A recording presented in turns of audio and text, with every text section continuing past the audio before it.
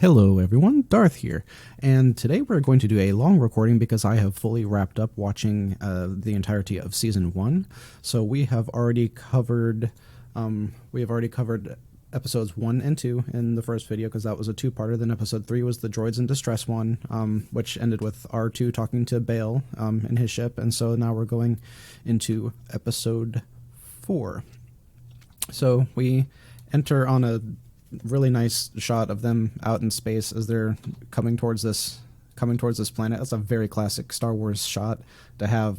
You're looking at something and then the ship flies in from overhead, like we talked about before, to give you that kind of like 3D depth of the audience kind of being part of it. And then we come into it and we see Ezra, and he's doing his force training. He's trying to lift the bowl, and then there's this little comedic moment when the droid, like, he thinks he's lifted it, and then the camera kind of pans around, and it turns out, oh no, it was the droid just playing like a trick on him. And this is something that they kind of go back and forth with throughout this entirety of at least this first season, where the droid is out here, like, R2 is at least helpful, but this little guy just seems to constantly cause problems, and maybe they're trying to make that like intentionally, like it's part of it's part of a family, and it's like the rambunctious kids running around or whatever. But then, so Ezra's chasing the droid, and then he tries to act all cool when he runs past Rainbow Hair Girl's room. Oh, I really should know her name by now, but regardless. So again, he's trying to act all cool when he comes across her, and we're getting more and more into the idea that she's I don't know if she's like considers herself an artist or if she just likes painting. In the Bale episode, which might be this one, now I've lost track, but he's complimenting her and talking about how she has all of these like inspirations, so she actually like follows artists and stuff. And you could tell there's some pretty neat stuff looking on her armor. Actually, you got that little dragon looking thing on that left shoulder. And then the rebel, like phoenix-looking kind of symbol has been in multiple places. And then obviously her hair is kind of like, part of this too, because that's part of her character. Is she likes colors. She likes having things kind of be unusual. And he's got drawings there behind him too, so I guess they're kind of just like kind of all over the ship.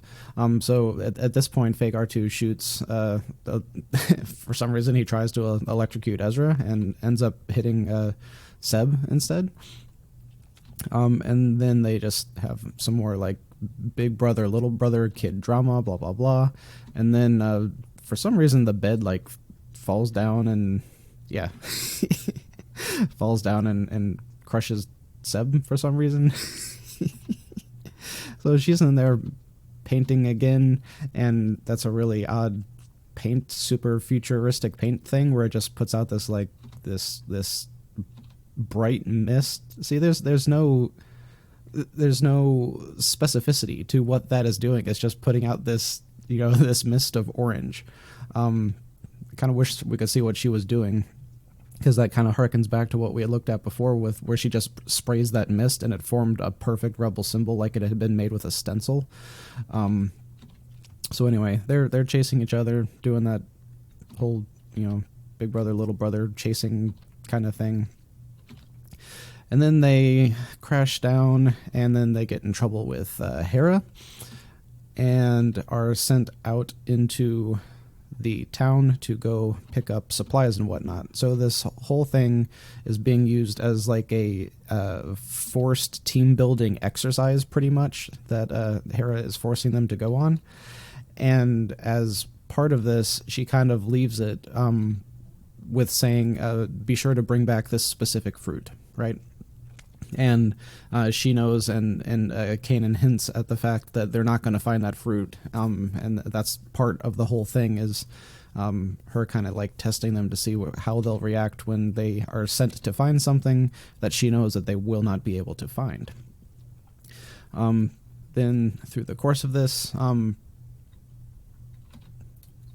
know Ezra meets that dude right there. So he knows this dude from like his kind of like previous life, and then they kind of chat a bit. He asks about the special fruit and if he knows where he can get them.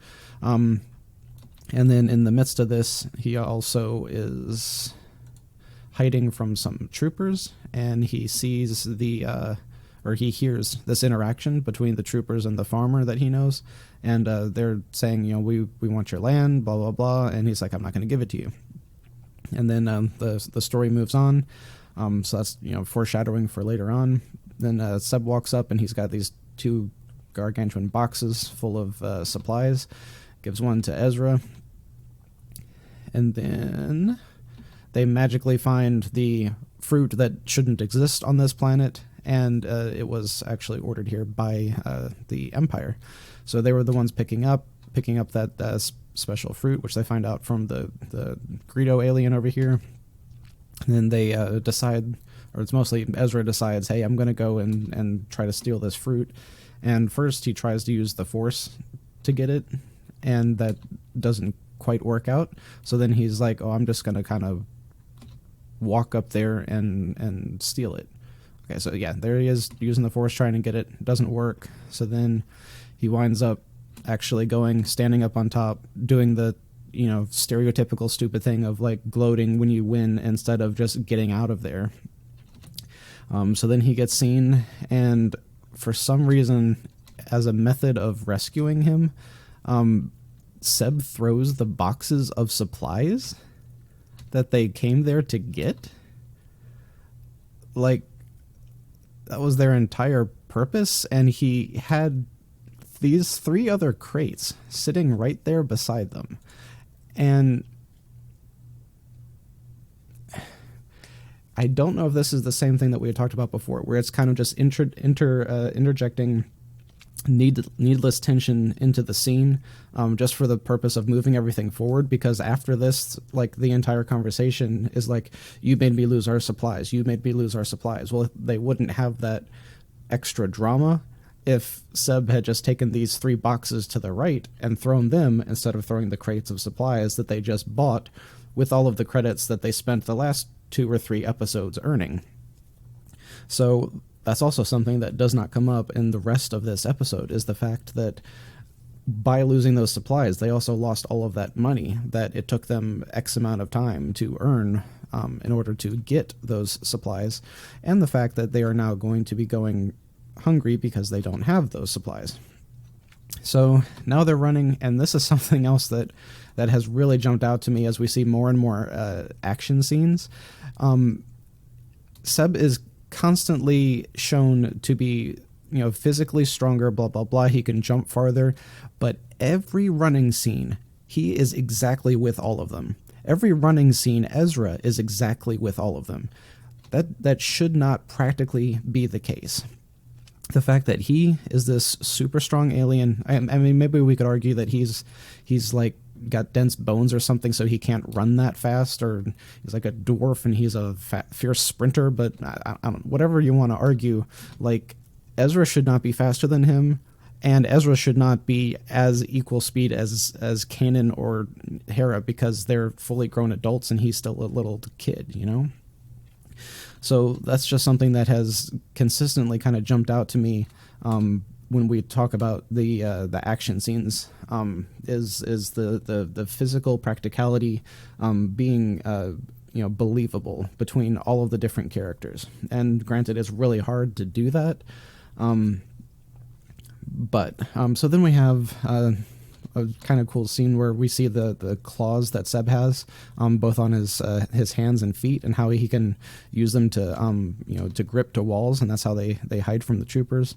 So then he climbs up to the top, throws Ezra up there, and then jumps back down like a cat, lands on the stormtroopers, because he kind of doesn't have a option there. So then he's running away. And he's like, oh, what am I going to do? There's a TIE fighter here. He starts to hide behind the TIE, and then he actually ends up jumping inside the TIE fighter, taking control of it, and he acts like a really big kid a whole lot of the time. And I've made the comparison to Firefly before, and Jace, and how he's kind of the same way when he gets hold of like big guns and stuff. He's kind of the same way. And so for this whole thing, you can see this like big gleeful smile that's always on Seb's face through this whole thing, and he's like, I want to keep the ship, please can I keep the ship? It's like, you know, big, and the later episodes it's the same thing, it's like, I got a big gun, can I keep the big gun? So while he's getting that ship, Ezra's on the rooftops, running away from all of the stormtroopers. Seb goes up, and it's a pretty cool shot of when he goes up and he starts flying sideways so he can make a visual connection with Ezra while he's running. And while I love like the visual of this and how, you know, how it played out, it also doesn't make sense at all, because he was just, you know, 20 seconds ago struggling to figure out how to fly it. And now he's flying sideways in a perfect straight line without crashing into either building. So the logic flow of, I mean, maybe you could say that he's a good enough pilot, but he's not Hera. Maybe Hera would have picked it up that fast, but he really should not have. This was one of those things that probably was somebody's, you know, that shot of him flying sideways was somebody's specific idea that they had in their head, and that's what went forward. You know, I could just see like this right here, that this was in their storyboard. And so they didn't, you know, this was someone's baby and they wanted it to be in there, whether or not it actually really made sense or not. So going forward, eventually Ezra gets down into the cockpit, and they're kind of like accidentally destroying stuff while they're flying, because Seb doesn't totally know what he's doing, and you still have this this kind of interaction of the two brothers fighting. So Ezra is like, let me fly, you don't know what you're doing, and that kind of just ends up getting them into more trouble. So all of this fruit gets like splattered across the cockpit, and now they're flying blind. They don't know where they're going, they can't see where they're going, and at this point Ezra has I guess that's after we go back to the ship. Okay, what happens back at the ship? Okay, so Rainbow Hair is painting something. I think it's in Ezra's room. Yeah, the shared room that Ez and Seb have. And so we see that Hera is you know, like the boss of the ship, and she's like, "What are you doing to their room?" Blah blah blah. At least I'm glad it's not my room. Then we cut back to Ezra and Seb, and again, they can't really see where they're going. They're about to crash into a mountain, and Ezra gets this hint through the Force that something bad is about to happen, and he starts, and he's like, something's going to happen, blah blah blah, and then he just grabs the joystick and turns the ship right before they would have hit the mountain there. And then coming back to the ship, and then we see again that, like I had joked about before, yes, apparently everyone in Star Wars just plays this 3D chess game that is apparently on every ship ever, and it's just like the international universal pastime of Star Wars, which is, I mean, I guess that's neat. We have a little bit more of dialogue between Kanan and Hera, and I don't remember if this is when he first starts expressing his doubts about being a master. That was a really big arc for him in this first season, that he doesn't know if he's able to train Ezra, and that ends up being a big closing of his arc later on, where he finally like accepts the responsibility and accepts that he is actually capable of it. And then we also get some hints that he has kind of a dark backstory as well, that we are obviously going to find out later on in another season. So they're still flying the ship around, going to meet up with their friends there, and then we cut over to that farm cut to the farmer that we saw in the market. We see that his farm is getting taken over by the Imperials. While the TIE is flying over, they happen to see the smoke, and I guess Ezra, since he knows these people, he knows where their farm is, because at first I was really confused as how he connected the person that he saw in the market with that farm, but then obviously he knew the dude and he had been out to the farm before, or it was just the Force sensing, but I think it was because he knew this dude. And also it totally looks like she's wearing a pair of underwear on her head. I didn't notice that before. So the Imperials like arrest all of the farmers and kind of shoot their main house for some reason.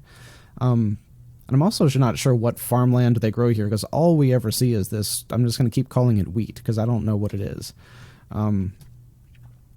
So then the TIE sees that. They Ezra and Seb try to trick them by using the comm system and saying, hey, reduce speed. There are rebels in the area. And then Ezra jumps down, and he's trying to go and rescue the prisoners, and he is trying to reach the button, but he can't quite do it, so he uses the Force to do it. And for the most part, I have really liked how they have developed his Force abilities so far, because he's he's unpracticed, he's uncontrolled, he doesn't know what he's doing, and we constantly see that. It's not like we saw with Rey in the sequel trilogy, where it's just like a couple lessons and then he's just like automatically doing stuff. No, it's like every time that he tries to do something, he usually fails it the first time, and then he like takes a breath, he concentrates and finds his center, and then he's able to do it. So it's a really, really good way that they have developed his Jedi skills in a very believable manner, so that he doesn't feel overpowered. He doesn't feel abnormal. Like, we're actually seeing a realistic learning curve. And as much as I dislike, I've talked about it in like the comment section about how much I really am not a fan of this art style. But having said that, I love what they do with the lighting in this show so far. And this shot right here is another like perfect example of how really beautifully artistic the lighting can be in this show. So then moving on, they also, something else that just hit me is the Imperials in this show, for the most part, they're actually shown to be really competent, which is kind of abnormal. Like, this lead officer here, he realizes pretty quickly that the TIE fighter that's giving them orders is not one of theirs and has to have been like an actual enemy or something like that, so he orders them to open fire on it. Like, to go from taking orders from a mysterious TIE fighter to then ordering your guys to shoot it down, like, you're putting your entire career on the line, assuming that TIE fighter is not actually a one of your own crew who is potentially a superior officer or something like that. And we see that a couple of times with other in other scenes where the Imperials are pretty quickly jumping to the correct conclusion as to what is going on. So then we go back to the whole thing with the fruit, and because remember that fruit was the entire thing that this all was centered around. Was Hera had said, go get this fruit that I know you can't get, and then they actually found it, and they lost all their supplies just trying to get this fruit. So so that right there would kind of be, this scene would be an example of like comedy done well, in my opinion. Like, it's not shoehorned in there. It's part of the it's part of the overarching story of get this mysterious fruit that I know you can't get. So every time we see one of those pieces of fruit get shot or blown up or lost or whatever, it kind of leads us to the fact that, hey, we know they had a whole box of this stuff and they're still not going to be able to get any of it to Hera because it keeps getting blown up. Plus it adds in, because that whole shot and his reaction was pretty funny. So that's a way of adding in a little bit of comedy that also ties in well with the story idea. It also just hit me like how often they have Ezra on top of something, jumping to something else. And like he's always on top of buildings or whatever. Then right here, the shot was just hilarious that he's like using the fruit as a shield to try to stop the blaster bolt, and then the stormtrooper is like, dude, what are you doing? Are you like literally like risking your life for a fruit? And Ezra is like, yeah, I don't really know what's going on, and this fruit is important to me. So then he like chucks it at the stormtrooper.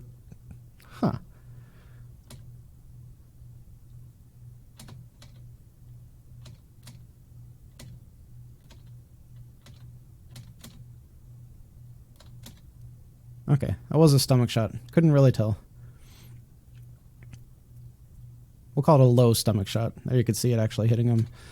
So that knocks the wind out of him, then he jumps over, and then kind of like hides on the other side of the cannons there, just like for cover. And then he starts looking in his bag for something, finds a wrench, sticks it in the turret pipe there, and then he kind of jumps down to hide for a second, and then the turret shoots, blows up, and then I really like this scene how he kind of stands really still, brings his arms and his legs in so he's like as thin as possible, and the laser blast from the TIE fighter go on either sides of him. That's a really, really cool shot there. So then at this point, that's another pretty cool shot of Seb flies in upside down, holding out his hands to grab Ezra, which is really neat, but at the same time, like, that should have been done on a character who was not a Jedi, because this did not have to, I mean, granted he's not a Jedi yet, but still I would assume at this point he could have, if the TIE had been right side up, then Ezra could have jumped up and landed. I'm not sure if this is actually capturing my mouse, but he could have jumped up from here and then landed on top of it and then just dropped down into the hatch. So assumedly this didn't need to happen this way in order for Ezra to get in here, but it still was a cool shot. It just would have made more sense if it was like Hera or someone like that who could not actually jump up there. So we have the happy farmers who have escaped, although it wasn't really like a super happy ending for them because their farm is still like taken over. The Empire knows who they are, so now they're on like probably on the most wanted list kind of thing. And they're probably going to end up being recaptured and like interrogated, trying to figure out like, hey, who were those people that rescued you? And, oh, they might be the rebels. Do you know them? Blah, blah, blah. So they might have actually done more harm than good. And they probably should have taken those farmers and taken them with them and got them off planet. That probably at this point was the only way to actually save them. But then fast forward, and we have this really neat shot of them walking out of the sunset. And the theory is that they crashed the TIE fighter and then came walking back. Now we find out later that they didn't actually crash it, they just took it and hit it. And then we, after this, we have the whole kind of exposition of what happened. And Seb gives her the fruit that she never expected them to be able to find. And and then we see that their like bromance has blossomed, and now they're friends. So the whole episode started off with them fighting, and now they are, their friendship has been kindled through the trials of adversity and all that kind of stuff. But like I had said before, like the biggest problem that I have with this entire episode is the fact that they went there to get supplies for them to eat for the next X number of months, right? They lost them all. They have one fruit now to get them through that entire time. And no one makes a big deal about this at all. Like, it should have been a much bigger deal that now they have to go find more work to make up for the money they lost for the food that they lost. But we just have this whole like happy brother thing going on. And then we find Rainbow Hair. We go in, we see this like mural that she has been spending all of these hours painting, and it's the shot of Ezra and his bunk like breaking, and he falls down on Seb and crushes him. And then you have fake R2 over on the side who's got his like sparkly hands up in the air. And it's just a really interesting concept for a drawing, because a lot of the stuff that we've seen from her has actually been like moderately realistic, but looking at this, it's like extremely childish, extremely cartoony. I'm not sure if that kind of makes sense, but like compare that to anything that you see drawn, like even in the background. Actually, that might not be a drawing, but look at anything that's like on her armor or on the... I can't really see her armor too well in that shot, but just look at some of the other stuff that she's drawn, and that one like really stands out. It looks completely different than most of the art that she does. So that wraps up episode whatever that was. That was episode 3. So now episode 4. All right. This one is one of my favorite openings so far. Again, I don't know if it's the lighting necessarily or if it's... I don't know what about the cinematography it is, but the shots of them up in the clouds are just absolutely beautiful to me. I really, really love how this looks here. And you can actually see the deep shadow of the ship on the cloud right underneath it. That's really cool. So the idea here is that he's doing the same kind of training that Luke did, where he's like trying to concentrate, meditate by doing a handstand and not falling, which you would think would not really be a super difficult task, because a lot of modern, real people can do handstands without falling over. So it's not like it's a super Jedi trait. Maybe the one-hander is like way more difficult, but you got to wonder if it's more of a force training thing or if it's more of a concentration thing. And so the whole point is him just saying like you have to maintain your concentration, and that's the point of it. And maybe this is not actually like force training at all. So Seb is like picking on him the whole time, trying to make him lose his concentration, and then all of this against the backdrop of them being on top of the ship and flying through the clouds, which, like I said, I really love the look of this entire scene. So then we get a little bit of backstory on lightsabers, which I'm not sure if we've seen before, unless it was in Clone Wars somewhere, where he's like, yeah, there's a little button on the side, and you could turn that and it'll adjust the saber to your height, which is a pretty cool little tidbit there. So then we come on the scene of he's like, close your eyes, we're going to start chucking things at you. We're going to use the robot as a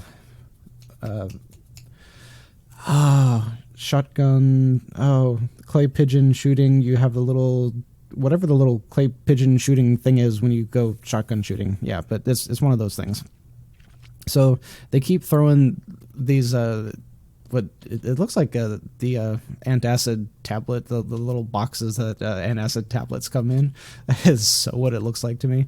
But for some reason, they just have a whole crate of these, and they just keep chunking them at him. And I'm pretty sure they called it trash at some point, but I'm not sure why they have like all of this trash. Like, look at all of those. And it's all the same thing. Like, so normally trash would be like a lot of different stuff, but this is all the same stuff. It was like those are all like empty milk cartons or whatever.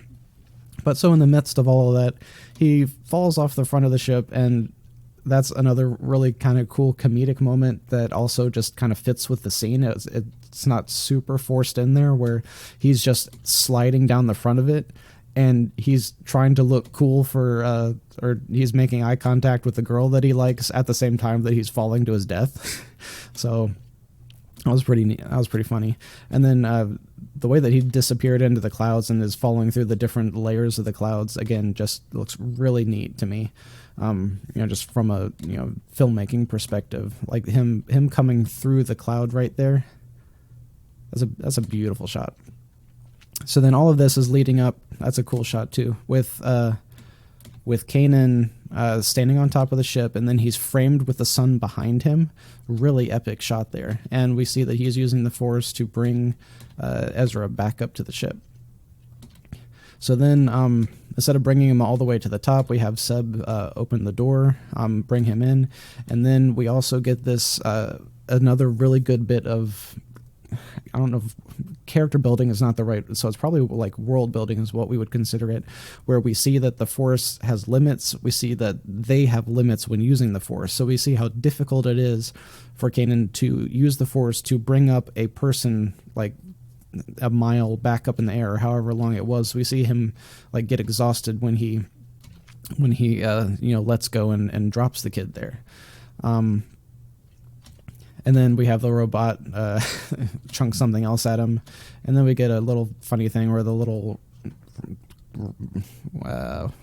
rat, cat, mouse creature gets hit in the head by the trash.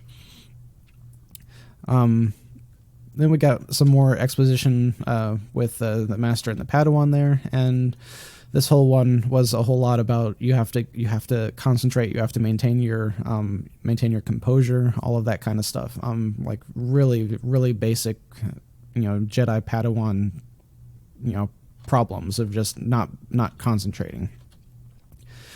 So then we're moving on. We got this rogue senator who is kind of going around between different planets, and he's broadcasting his message of hope across the galaxy. And Ezra especially is like really, really into it. And they get this hint that Jedi Master Luminara is still alive, and we get a little quick video clip of her, which is like, as we'll see later on, like this was pretty darn important to show to prove to these guys that she is worth the risk, basically. Because the entire thing, this entire setup is a trap to try to force, to try to trick someone to come in and rescue Master Unduli. But it would be very difficult to get them to come in if you didn't have this kind of like visual proof that she was in fact alive. So from a story building perspective, having this shot where they can all see her and they're like, oh yeah, we have to rescue her because she's right there. We could see her. And it's the same thing later on, like at the very end of the season when Kanan is captured and they're like, we don't even know if he's alive. And Ezra's like, he's alive. I can feel he's alive. So if they didn't have that, then the odds drop drastically of them ever actually going to try to rescue him.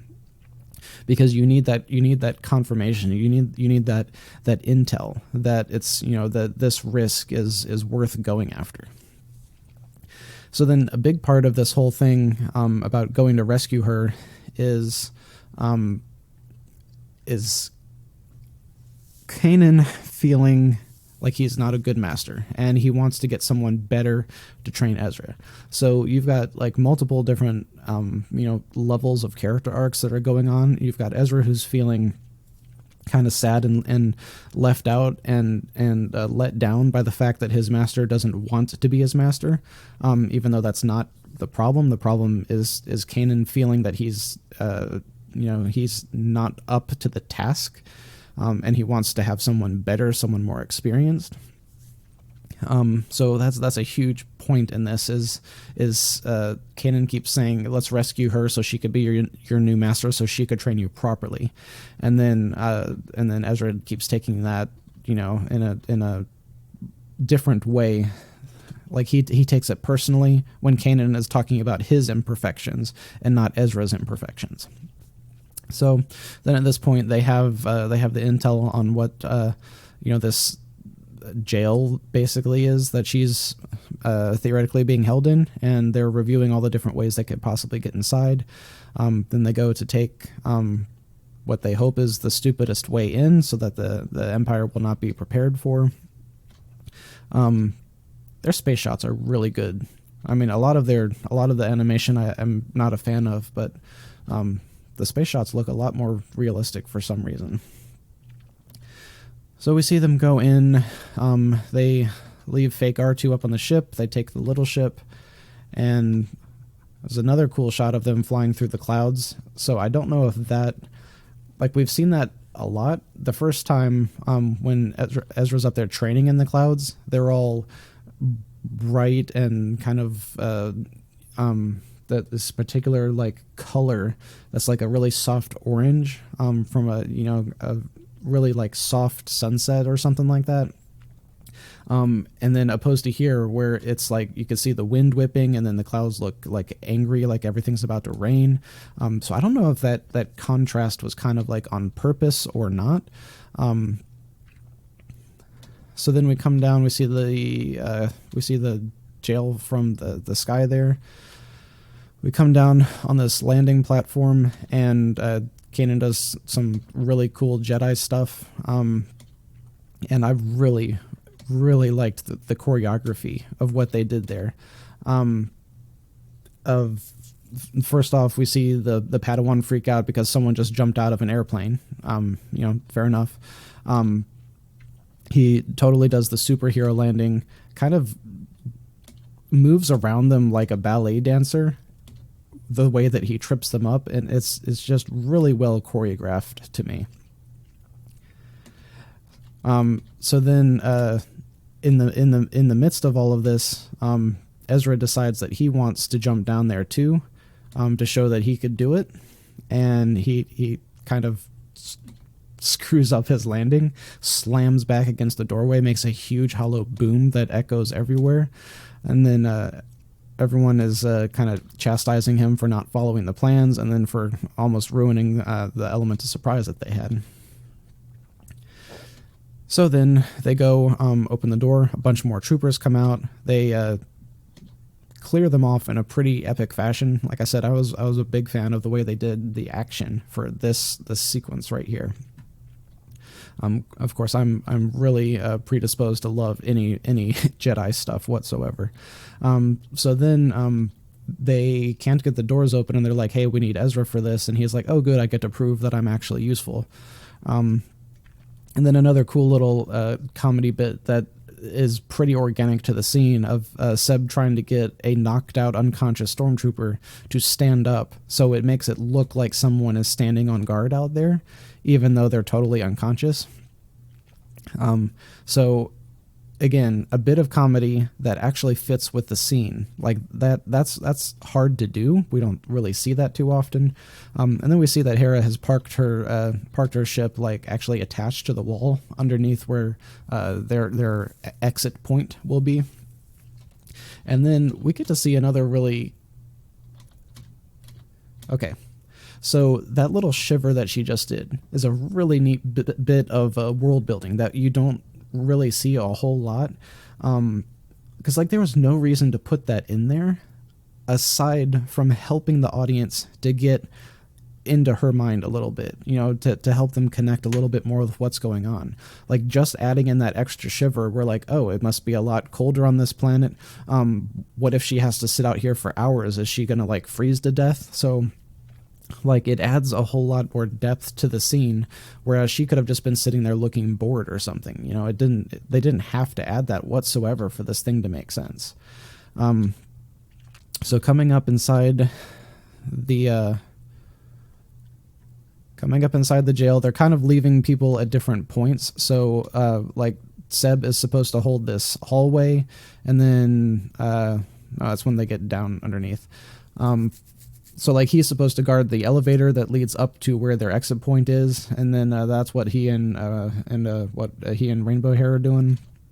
And then in the midst of that, Hera starts seeing all of these dots in her scanner coming towards her, and she realizes that they're not actually like Imperials. They're these floating manta ray things, and they start trying to mate with her ship, because the signal that she is putting off to jam the comms or whatever is a mating signal to these things. So that was a really odd inclusion in what is very obviously a kid's story. Like, I don't know. I just thought this whole section, while it was funny and while it kind of, I don't know, I would argue if it was worth keeping or not, but just the inclusion in a kid's story was just really interesting to me. I mean, he's like all up on her and nuzzling the ship, and it's just weird. It's just weird. All right, so she takes off and goes to lead these things away because she's worried that it's going to like draw attention and they'll get caught. So then we cut back inside. They've knocked out a bunch of troopers, and we see Kanan do a lot of pretty cool stuff here.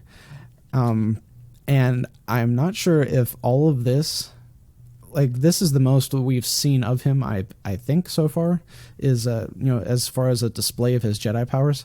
And I think what they were doing was they were building up his prowess so that when he meets the Inquisitor in just a second, that he will seem, that it will be obvious how powerful the Inquisitor actually is, because we've seen Kanan pretty easily take out a dozen troopers at this point, so we know that he's relatively powerful. So this is another instance where we're seeing, characters portrayed as being weak to make another character look strong, so that and then we're seeing Kanan eventually, and when he meets the Inquisitor, we're seeing him look weak, which makes the Inquisitor look really strong. So it's all these different tiers of the power levels of these characters that shows the power level of another character. So then we get to see the really classic thing of telling them, which I don't know why this scene also just doesn't make sense, that he could have just knocked these guys out just like he did with the other ones. So then this whole scene confused the stew out of me. It really does not make any sense what they were going with. They have the Force Ghost of Luminara, who looks very sad, like she's being forced to do this or something. And then we see her go back into her dead body, and we see that she's been like mummified or something and held on ice in there. I'm not really sure what's going on. This looks like it's more than just a tomb or something. The glass looks a little bit like frosted over maybe. So it's kind of hard to tell if this is some special contraption that is letting them control her Force Ghost. Like, that's my biggest problem with this whole scene, and with the idea that they used her to lure them here, is how did they use her? Because it's like the stuff that we had talked about with the sequels is they established new precedents without really thinking through the consequences of establishing those new precedents. So did they figure out some way to control Force Ghosts? Like, is that what that was? And if they figured out how to control Force Ghosts, that's like an enormous huge deal. Especially because the bad guys are not supposed to know what Force Ghosts are at all. Like, it was developed by Qui-Gon, who was the first one to do it ever, who taught it to Yoda, who taught it to Obi-Wan. There should be 3. Like, that should be all. This should not have been a thing. And I wish that they had kind of explained it more, because the implications of what is going on with that scene, like, I would have much preferred they just did a hologram or something. Completely get rid of the body and the implications of the Force Ghost thing, and just have them tricked them with a hologram. That would have made so much more sense. Or even a body double. Just, like, get a perfect body double for Luminara, and then he sees her and he's like, that's not her. This one doesn't have the Force. I can't sense the Force in her. That would have been so much simpler. Okay. So moving on, we have a beautiful, beautiful introduction of the Inquisitor. I have loved everything that I've seen of this character. I especially love his personality and how much he reminds me of Count Dooku, of how he's got this gravitas, and he has an almost, I don't want to say kindness, but he has this like respect for people too. Because like if they are fighting and someone makes a really cool parry or something, he'll be like, "Oh, that was impressive. You have done well," And it's just like, he actually respects his opponent if his opponent does something worthy of respect. And that's kind of weird to see from, not bad weird, but it's just different to see from a villain. So they have a little bit of talking here, and then some really interesting stuff with this first fight. So we have... I'm just going to try to play a few clips and see how much we could do without... That's why I keep pausing it and playing it, is because it keeps getting flagged by the algorithm. So I'm not sure how much you could tell by looking at that. What I think is going on here is that he is actually using Form 2, much like Dooku, and then he flat out says that you are using Form 3, and then we get a little bit of backstory of how he's gone through all of the archives at the temple, so he's reviewed like all of these, you know, secret things about the Jedi and their training techniques, and blah blah blah. Although a really interesting kind of like side point is that if Kanan had like kind of mastered Form 3, that this theoretically would have been the best place to use it, where he would have the biggest advantage, because I'm pretty sure that Form 2 focuses a whole lot on footwork, and there's not as much room to actually move around in this cell, and Form 3 is all about a strong defense, and he should have had an advantage here. We're going to get to talking about the Inquisitor's lightsaber here, because this curved hilt thing is super cool, but the double-bladed part presents a huge problem. But we'll get to that later when he actually starts kind of working with it. So we see pretty quickly the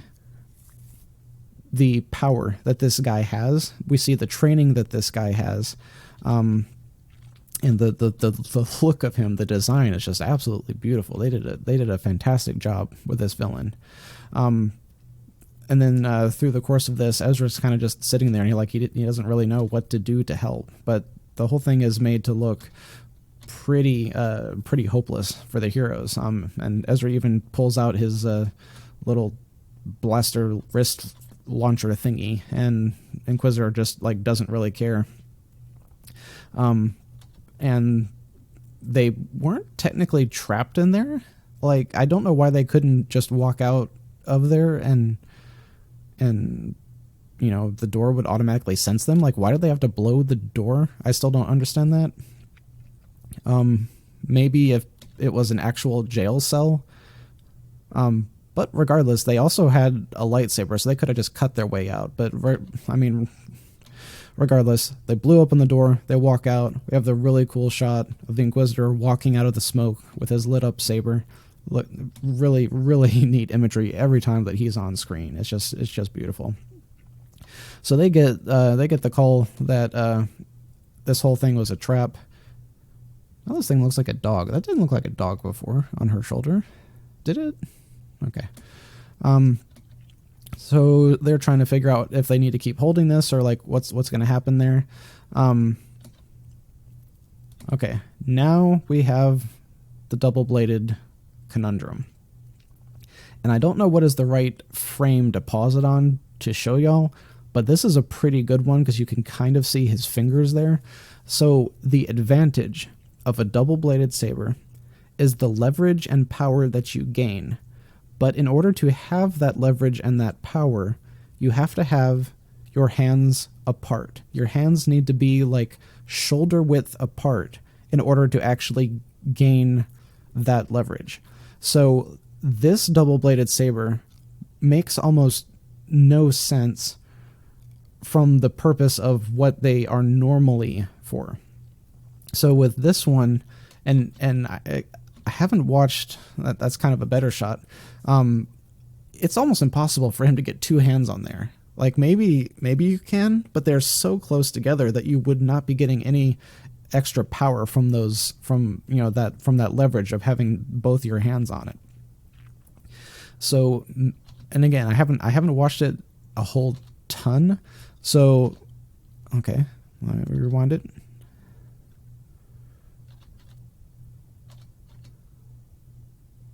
Okay, that's very standard double-bladed work there, where you can see like each one of those blows is just meant to be super strong and try to overpower a single blade user, which again is the point of having that leverage of a double saber. But even though he's got two hands on it, and this is really hard to imagine if you've not worked with a bow staff before, but when you put your hands close together, you cannot generate leverage. You have to have your hands far apart, like shoulder width, and then you help use your body to generate that leverage. So how he's fighting and how he is using this saber would be very, very ineffective unless he has like altered his fighting style, where he is just using the different halves, where he is using a double-bladed lightsaber in a completely new fashion, where it's not based around power, it's not based around leverage, it's based around speed and of having a second lightsaber. But based on what we're seeing right now, it looks like it's still based around power and based around leverage, which does not work for this lightsaber design. If it had a much longer hilt, then we could say that this would be fine. So this whole time that they're fighting, which is a pretty cool, it's pretty cool visually to see that this entire thing is happening just like inside this corridor. So there's nothing to distract the audience. Like they're making you focus very much.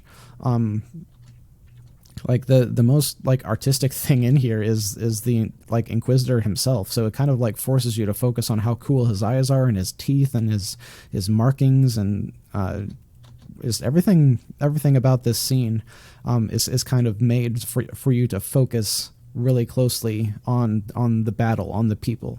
There's not much in this shot that will distract you and draw your eye. It's just, gray metal everywhere. So again, this like breaking down the battle, the entire time that they're fighting, there's also like, oh, your master's not strong enough, let me teach you. So that has been a consistent thing in Star Wars as well, is the Sith trying to draw the Jedi apprentice and saying, come join us, we're better, we can give you more.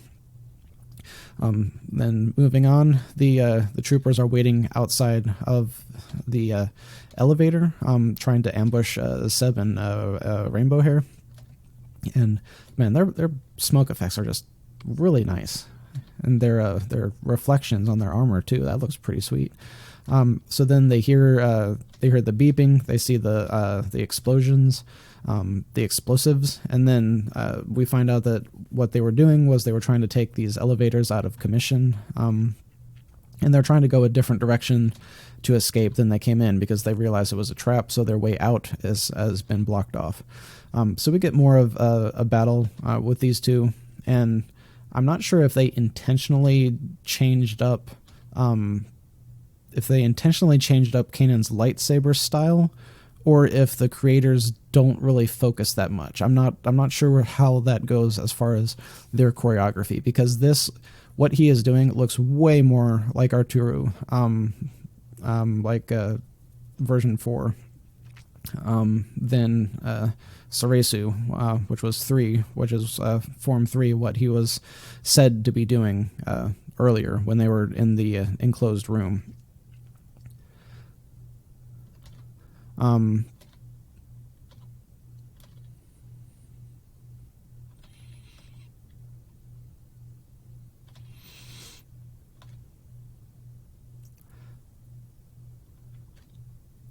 This is something I go back and forth with as to whether or not it's a good or a bad thing. Multiple times we see the Inquisitor win a battle simply by doing a force push that catches Kanan completely off guard and throws him hard back and knocks him unconscious. We see that like at least 2 more times that I can think of, so there might be a whole bunch of them. But even like multiple times, I think in the same fight, the same thing happens, that he gets caught off guard, he gets thrown back, it's nothing fantastic, it's just a force push, and it completely takes him out of the equation. And I'm not sure if, like, I know in the Old Republic books that we see them on the Sith planet that we see them learn how to build like force fields, maybe force fields, let's call them that, like protective fields with the Force, so that they can't have their lightsaber turned off or their lightsaber torn out of their hands. And you would think that that would protect them against this Force push idea as well, but I don't know. The whole thing just kind of makes me question the choreography in itself and the idea of how do you have people do combat with the Force when either one of them could at any point just do this massive Force push that knocks the other person against the wall and knocks them unconscious. Like, it would either have to be something that they're always on defense against, so that they're always prepared for it, but it's like, is there actually a way to block it? It's the same thing with like Avada Kedavra in Harry Potter. It's like, once that was introduced, how do you get around it? And that's like kind of the same thing I'm talking about. Is if this one move is that strong that every time the Inquisitor uses it, he like kind of completely takes Kanan out of the equation, why doesn't he lead with it? You know, like, why don't they lead with Avada Kedavra? Like, there's a lot with the combat system that doesn't necessarily make sense.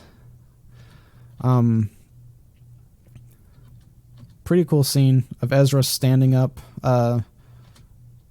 deciding not to be scared, blah, blah, blah. Then we see pretty much the same thing, only in reverse, with Kanan getting the upper hand, using the Force to pin the Inquisitor to the roof, allowing Ezra to escape. Then they grab their stuff, they start running, they meet up with the other friends, they're trying to figure out where to go to escape, and this is the point where we start seeing the helicopter lightsaber, which I don't... That's got to only be an intimidation tactic. I cannot see the practicality of that at all in an actual fight, because unless it's spinning fast enough so that it could block any blaster bolt coming at you, he would still need to use the Force to block blaster bolts. He couldn't just depend on that as being, as being like an impenetrable shield or something, right? Like, he would still have to use the Force. So what is the point of that? You can't really aim it. It's the same thing with Grievous's like randomly flailing lightsabers. Like, it just doesn't seem like it has enough practicality. But as an intimidation tactic, I mean, it looks wicked cool. If we're just talking about how he throws it, that looks wicked cool. So you could say that, sure, that's fine. Really cool little chase scene going on here. With him saying, close the blast doors, and then open the blast doors. And then that was another really funny, when Seb holds the door open for a sec, and then the Inquisitor just stabs directly through, trying to nick him on the other side. The way that they have, there's been some comedy moments that they have used that were just like overt and stupid, but then there have been others like this that, like, this was funny. This was just part of the scene. It makes sense that the Inquisitor would do that. It makes sense that Zeb would react like that. This just feels like it's been kind of like a study in how to properly put in little comedy bits without making it super obvious that you're putting in little comedy bits. So then they're trying to get away. They're trying to escape. They can't get the door open because it for some reason it electrocutes Ezra when he tries to escape. I mean, when he tries to plug in his thing to unlock the door. And then Kanan is like, let's use the Force.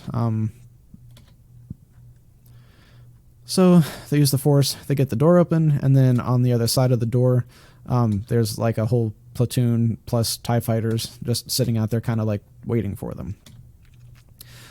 So they start fighting.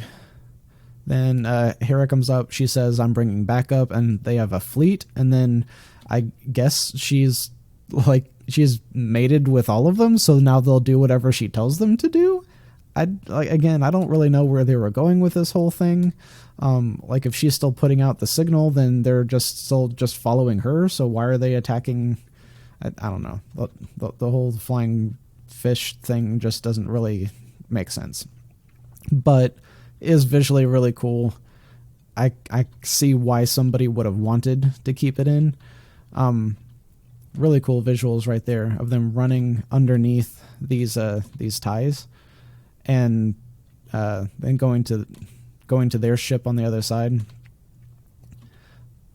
It's interesting the way that he throws this. I was thinking about that a minute ago as to whether it was realistic how he throws it, because with a double-bladed saber, it is so much easier to cut yourself than it is with a single blade, because you tend to, at least for like a novice, you tend to only think about the blade you could see, the one that's like vertically up in front of you, or the one that you're hitting your opponent with, and you don't think about the one that's behind you, kind of like pointed, the other direction. But you can see when he throws it, he holds it up over his head, slings it over his right shoulder in a way that is safe for like all of his limbs. So it's this very practiced motion that is also believable, like in universe.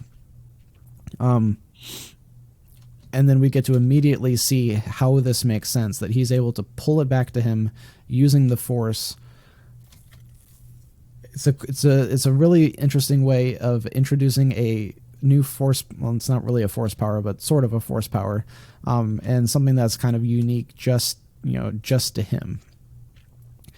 So then they go out into space, and then Kanan kind of explains to Hera, Master Unduli was not in there. It was a trap the whole time. She's been dead forever. And then Ezra is sad because he's like, you're not gonna train me now. I know you were trying to get rid of me. And what am I going to do? Because I don't have a master. And then this is where he and Kanan have that whole discussion.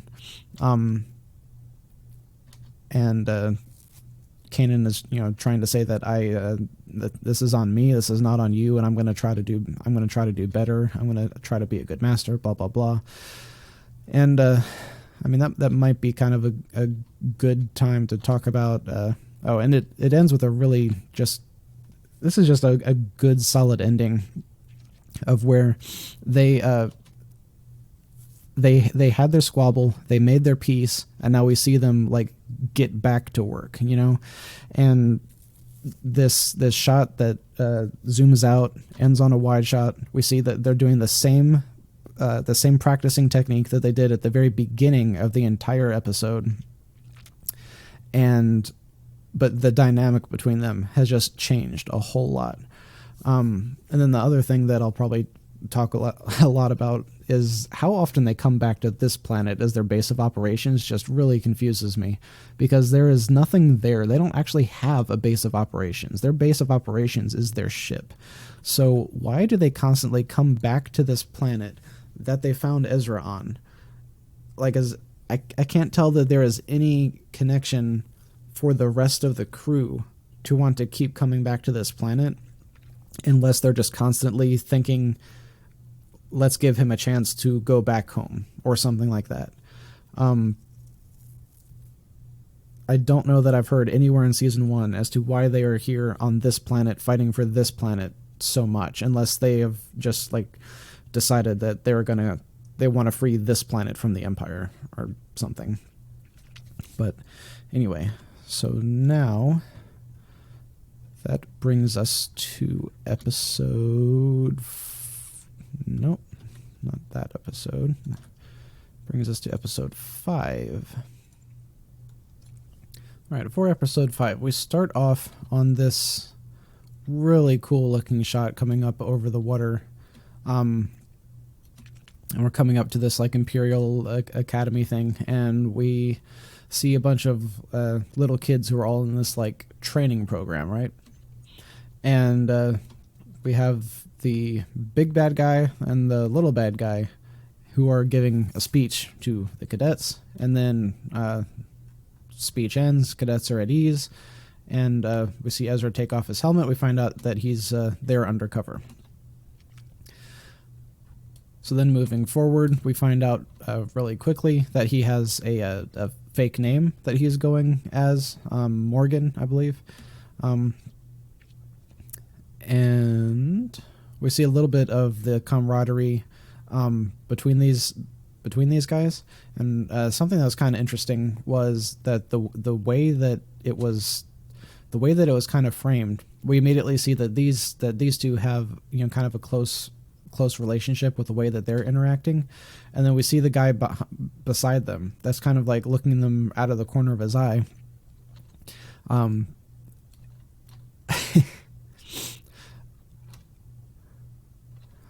Next, I still don't know. I've thought about this whole sequence a lot, and I still am not positive what they were going for or if it was a good thing or not. But the entire idea of this training pit, I don't understand how any stormtrooper would ever need to utilize this training. Like, it just does not make sense that the filmmakers thought this was what they needed to do. I could see a whole lot of training exercises where the same ideas that they implemented in this whole sequence, that the same ideas would be there. Because a whole lot of this is they're also trying to see like who is the most brutal, because that's also part of it. Is like, if you want to win, we want to see who really wants to win. And it's like, if you push people off, or if you shoot their thing and make them fall, then you're going to be one of the winners, and we want those kinds of people to be stormtroopers. But there are just so many more practical things that they could have done, because troopers are not going to be trying to jump from floating platform to floating platform. It also kind of doesn't really make sense from the aspect of just like analyzing a properly functioning, military or something. Like, you will do better if you are in cooperative mode rather than competitive mode. So if you're always thinking about how you could screw over your comrades in order to elevate your own rank, then you're just not going to have a really, solid, good functioning unit, because everyone is just only looking out for themselves, and they're not looking out for the squad as a whole, or they're not looking out for, the empire as a whole, whatever. So anyway, through the course of this, we see that these three kids are the head ones that are like the best, and so they get special rewards for finishing top of the class. So we see fake R2 has got a paint job, and he's there too, and Ezra's giving him hand signals. And this dude in the back, I'm not sure if he noticed the hand signal or if he just noticed that droid doesn't look right, but he definitely looks at the droid and then looks back up at Ezra. So he notices something is off. And then we come back outside. We see fake R2 do a light signal, and we see that Rainbow Hair is watching using her monocular thing. And the whole thing is just a communication that actually we find out with the dialogue here that Ezra's on a mission inside there. He's trying to get whatever the little thing is. It's just a really basic mission of go in, hide, steal the blank, and then get out. That's a pretty darn basic storyline. So we find out that these two are kind of sitting up there in space waiting for the confirmation that the thing has been stolen, and he's inside doing the stealing, and then Seb and what's her name are outside waiting for the rest of waiting for him to officially escape. So then we see that these kids are when they win, they're elevated up to the higher officer stations in the building. And so he actually meets Mutton Chop and gives him a new data pad, and then he goes to break into Mutton Chop's office, because that's where the little doohickey is that they're trying to steal. So it's a little it's a SD card that he's stealing from his computer, and that's pretty much it. So then he gets caught by the kid who noticed him earlier, only it turns out that the kid is actually trying to help because he's like, there's a scanner thing up on the wall, and if you had walked out, then everyone would have, all the alarms would have gone off and you would have gotten caught. So then they have like a little bit more of a talk. The kid, and then Ezra doesn't escape. Like that should have been the mission. Was he had the thing they needed in his hand, and he should have at that point been able to walk out. So at this point, everything is off track, and everyone, all of their group knows that it's off track. He should have been gone. He should have been out at this point. So they're all trying to figure out exactly what to do. This is kind of I didn't really think too much to kind of analyze the scene that they were in initially, but it's interesting to look that all of their bunk beds have like little indicators on them. There's screens that don't really look like they would be used for much as far as like the kids' entertainment or anything like that. I would think that it's much more likely that these lighting indicators and stuff are actually like measuring the kids' sleep and how well they're sleeping and stuff like that. Because I'm not really sure what the point would be of having these different things on a bed unless you were like, measuring stuff like I had just said. So given that fact, you would think that they had pressure sensors in there too, and they would like immediately know that these two had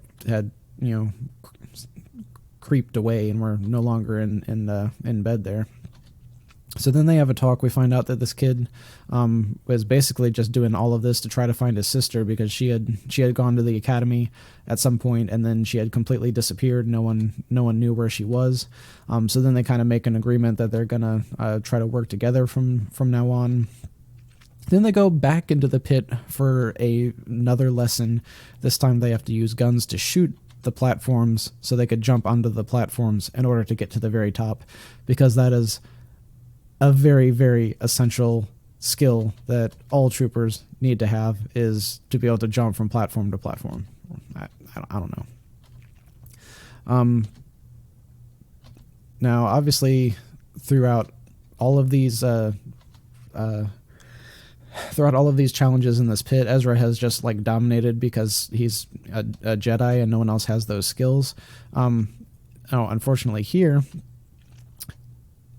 he had to push off one of his quote-unquote friends, someone that he has really liked and they've had a good relationship with, because they need these three kids to win. He needs to win. He needs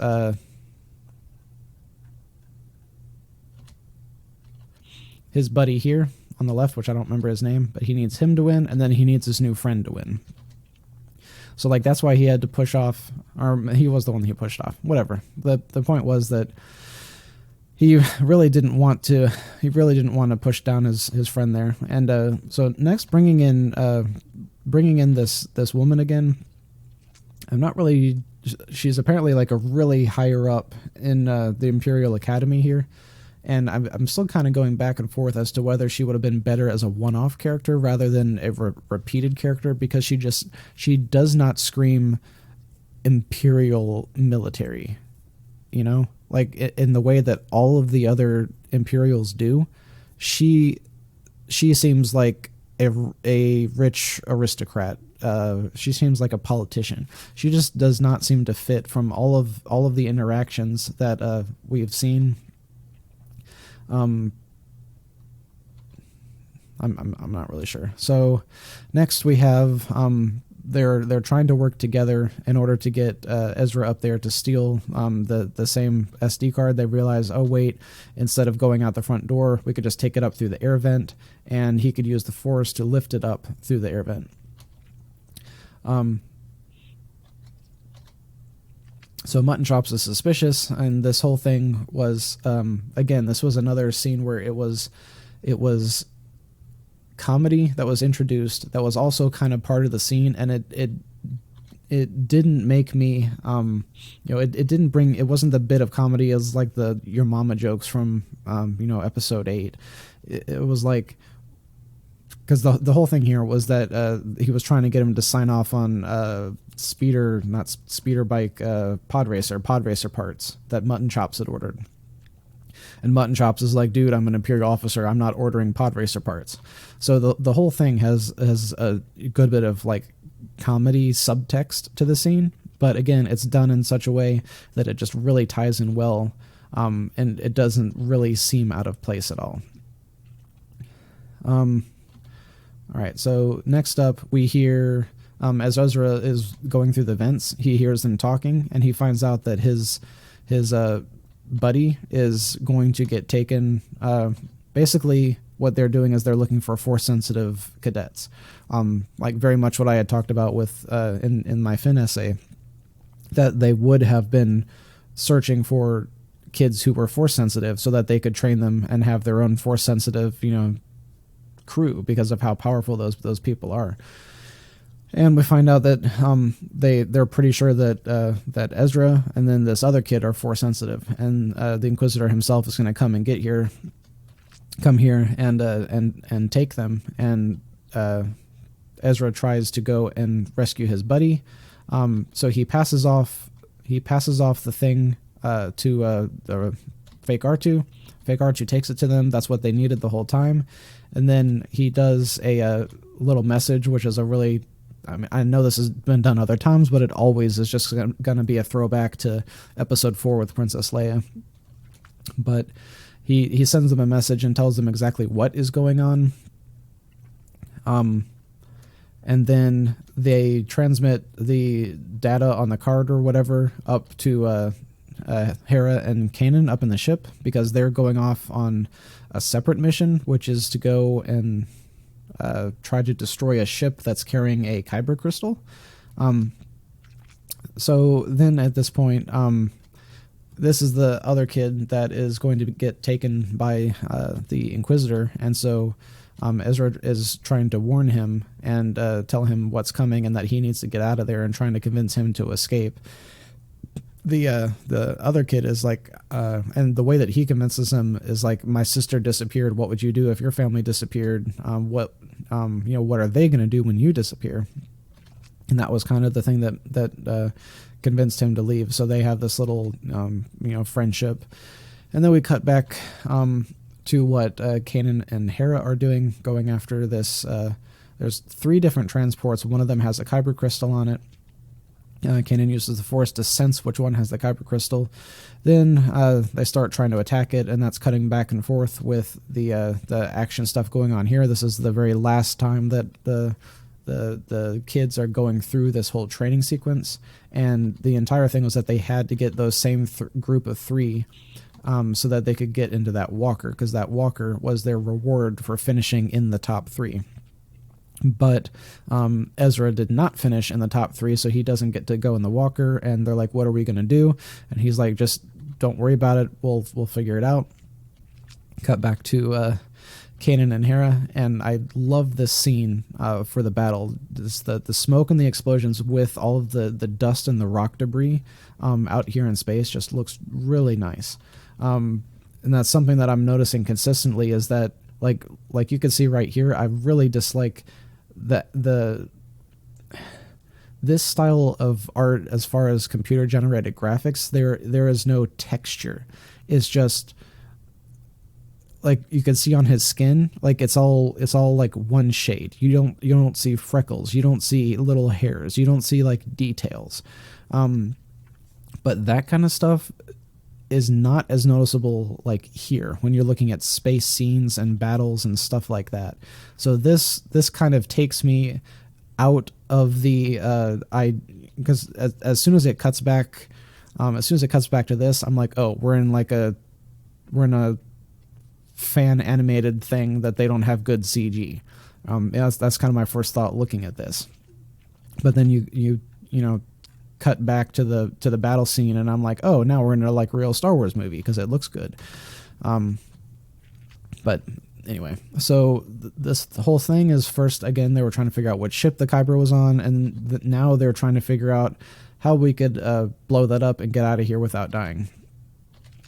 So Hera is flying around, and I think he's in the small little ship while she's in the big ship. And then we cut back to the kids who are basically kidnapping. Well, they knock out Homeboy there, and then take the walker, and they're trying to get it. They're trying to get out of the door. So there's a distraction of the walker outside getting blown up, which makes everyone inside say, "Oh no, we're under attack. What do we do?" And then the kids start taking the walker, and they're trying to get out the door. Cut back to Kanan and Hera, and they're blowing stuff up. And okay, so the rush, which again more needlessly interjected tension, but it also in this instance makes sense to the scene where we see a countdown going on with the officers in the center ship, and we see that they're like trying to get to light speed, so that Hera has to blow this thing up before they go to light speed.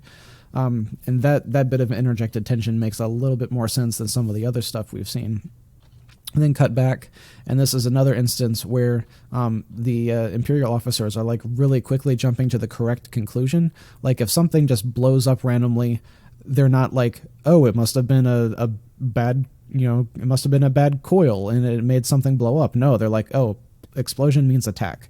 So they're consistently jumping like to the right conclusion, which is again something that we don't normally see the bad guys typically do. And then same thing here that we saw earlier. They immediately identify, "Oh wait, there's a rogue walker as someone attacking our own troops," and they immediately call that in. Like it's not allowed to go on for like 5 more minutes before it gets called in and reported. It's immediately reported. So I like a lot of the stuff that they're doing with how they're depicting the competency of the Imperials. So then cut back to the battle scene outside, and we have Hera trying to go after the main ship that she's trying to get, and she's just like taking all of these shots. We see that her shields are still barely holding. This is something really interesting with the way that they depict lower tier officers that we're never going to see again, is they pull the cap way down over their eyes so that you can't actually identify their face for the most part. And this is really consistent. And I don't know if they do that so they could reuse character models without us hopefully being able to tell. I'm not really sure why they do this, because it, like, even in world, this would be so impractical to see. Like his vision is like so completely blocked right now. But anyway, so they are like on the verge of escaping to light speed when Hera finally gets her clean shot, and we're probably assuming that it is the kyber crystals inside that are exploding in this completely unseen in the past kind of explosion. And it's like a green tint as well. And then it's creating this enormous, really powerful shockwave too, that they're rushing to escape from. So Kanan is trying to dock with her before the thing catches him. So she's like programming in lightspeed coordinates like as he's trying to dock. And then the second that he gets in and docks, they go to lightspeed and they're away. Cut back, and the walker is trying to get out the door. Ezra is trying to get on top of the walker. And it's another bit of injected comedy that also kind of fits with the scene, is they have always been like really impressed with, they call him Morgan. But they've always been really impressed with Ezra because of how great he's been in these trials that they're doing, and now they see him apparently trying to single-handedly take down the rogue walker all by himself, and so like they're all like cheering for him, and all of his other teen compatriots are all cheering for him because they think he's doing this super epic thing. So this actually was set up pretty well for him to come back and actually stay there and have been like a hero for the in the Imperials world, which ended up being what his buddy did once they got him out, and he's like, "I'm staying here." And then they did a really smart thing of him like shooting after them, so it makes it look like he was trying to stop them from escaping.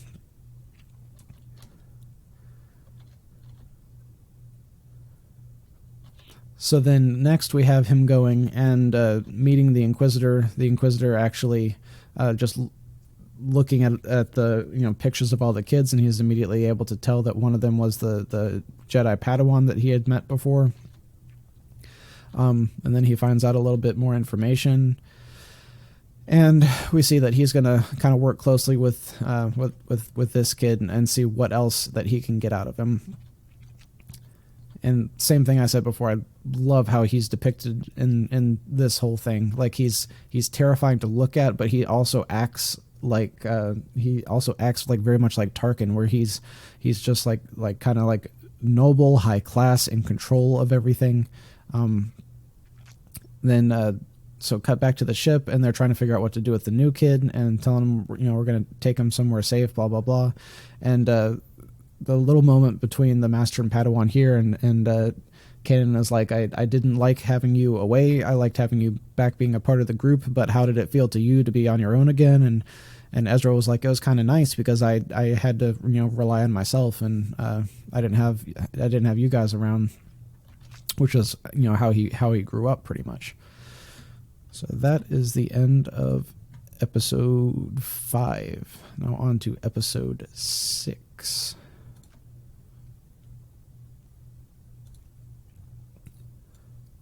All right, so 6 starts off with them flying around in the little escape shuttle, and Hera is flying there, being chased by all of these TIE fighters, and she's doing a great job of maneuvering them through all of these very Dragon Ball Z looking like rock structures.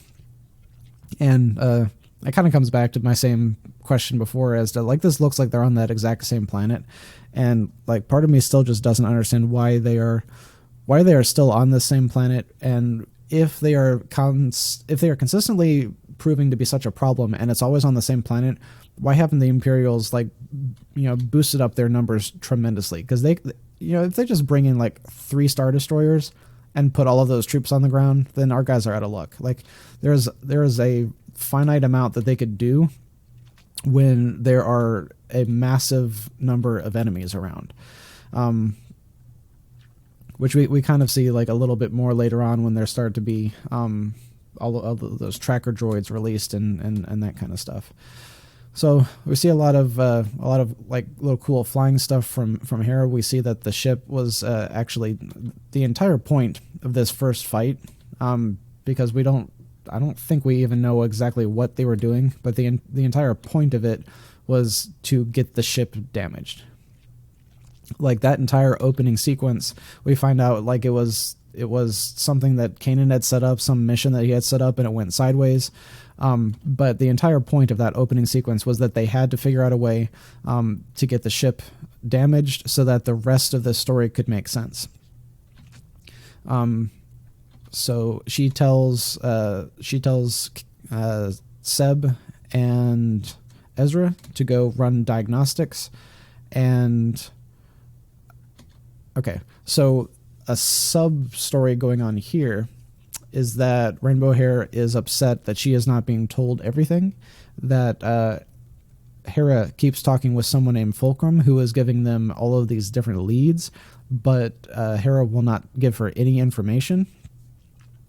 And she is feeling left out. She's feeling like she's not trusted. And apparently that was one of the big reasons why she left the Imperials in the first place. I guess she was in the Imperial Academy on Mandalore.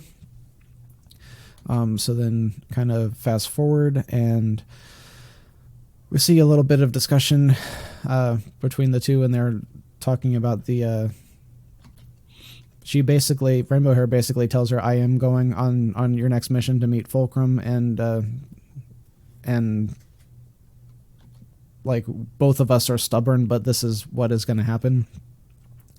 And then we get to the part where they're trying to do all the fixing, and there's some minor stuff that they do fix, like air filters and stuff like that. But then like the really big thing that they don't see, because the droid starts causing problems and it runs over Seb's foot, and then they go and they're chasing the droid out, and so they don't see, when the diagnostic finally finishes running, that the fuel lines are like ruptured or something on the little escape craft. So again, that entire first section was I mean, it was action to draw you into the episode, but it was also entirely just to set up that scene there where we see that the fuel line was damaged, which is the entire, what causes the entire conflict later on. So then they tell Hera that they fixed, all of the problems that they fixed there, and then Hera and Rainbow Hera going out to meet Fulcrum, which is a bit confusing. Okay, so we do get a call with Fulcrum while they're on the ship here, and Rainbow keeps interjecting while Hera is trying to talk, and then we have another cool little asteroid belt that they're flying through, and I guess they're going to a big. I don't think they're going to a planet. I think they're going to just a big asteroid on that asteroid belt. They don't actually show a planet anywhere. So I'm thinking that at some point someone was just going around and mining on these asteroids, and this was one that they had a mining station on. And this whole thing was like from a cinematographer perspective, like I loved so much about this episode. You have all of this really cool particle stuff with the cloud.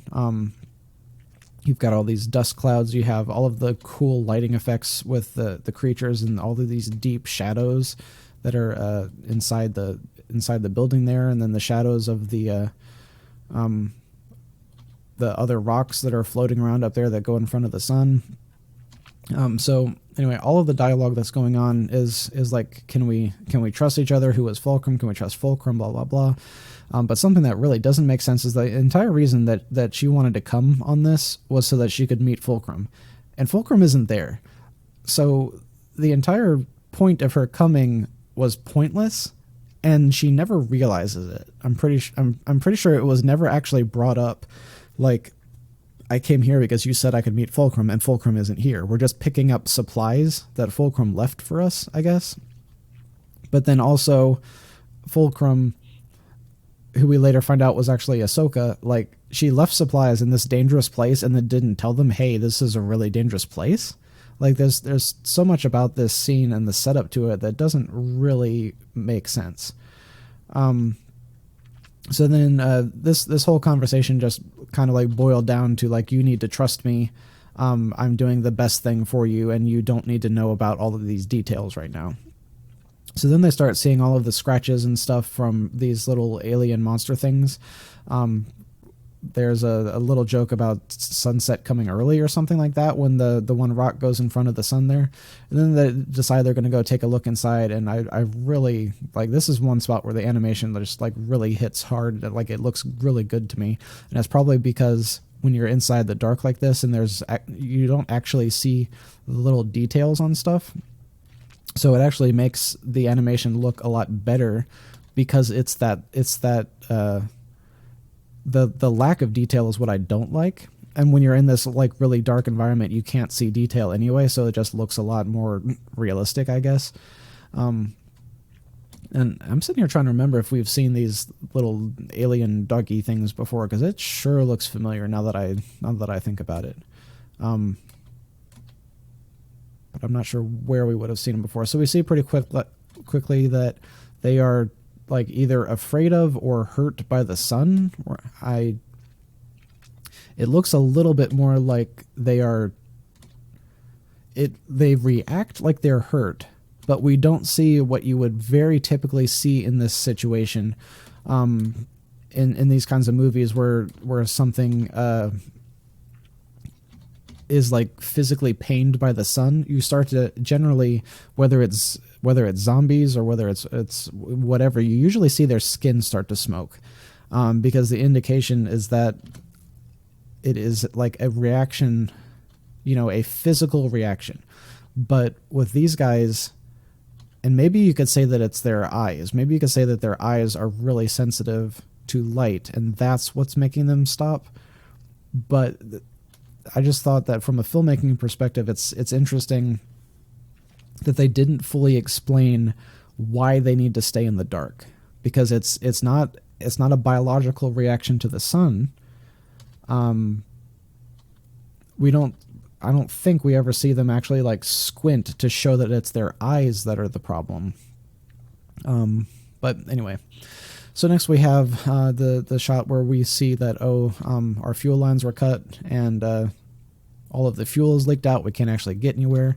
We get another scene of Ezra sitting on top of the droid and like beating it, and then he gets thrown on top of Seb's food and totally throws it everywhere.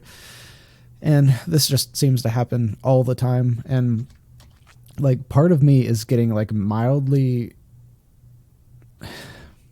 it's interesting every once in a while, but at some point, I mean, I guess Ezra is still a kid, and it's hard for him not to act like a kid, but at the same time, the droid seems to act like a kid too. And it's just weird that the same problems keep popping up time and time again, with them all like picking fights with each other. And I'm really looking forward to future episodes when everything just gets really real, and everyone is just like, when they're worried about life and death, this little kid stuff isn't going to be happening anymore. And it's going to make the story a whole lot better, in my opinion. So then at this point, Hera calls up and she's like, can you check the diagnostics again?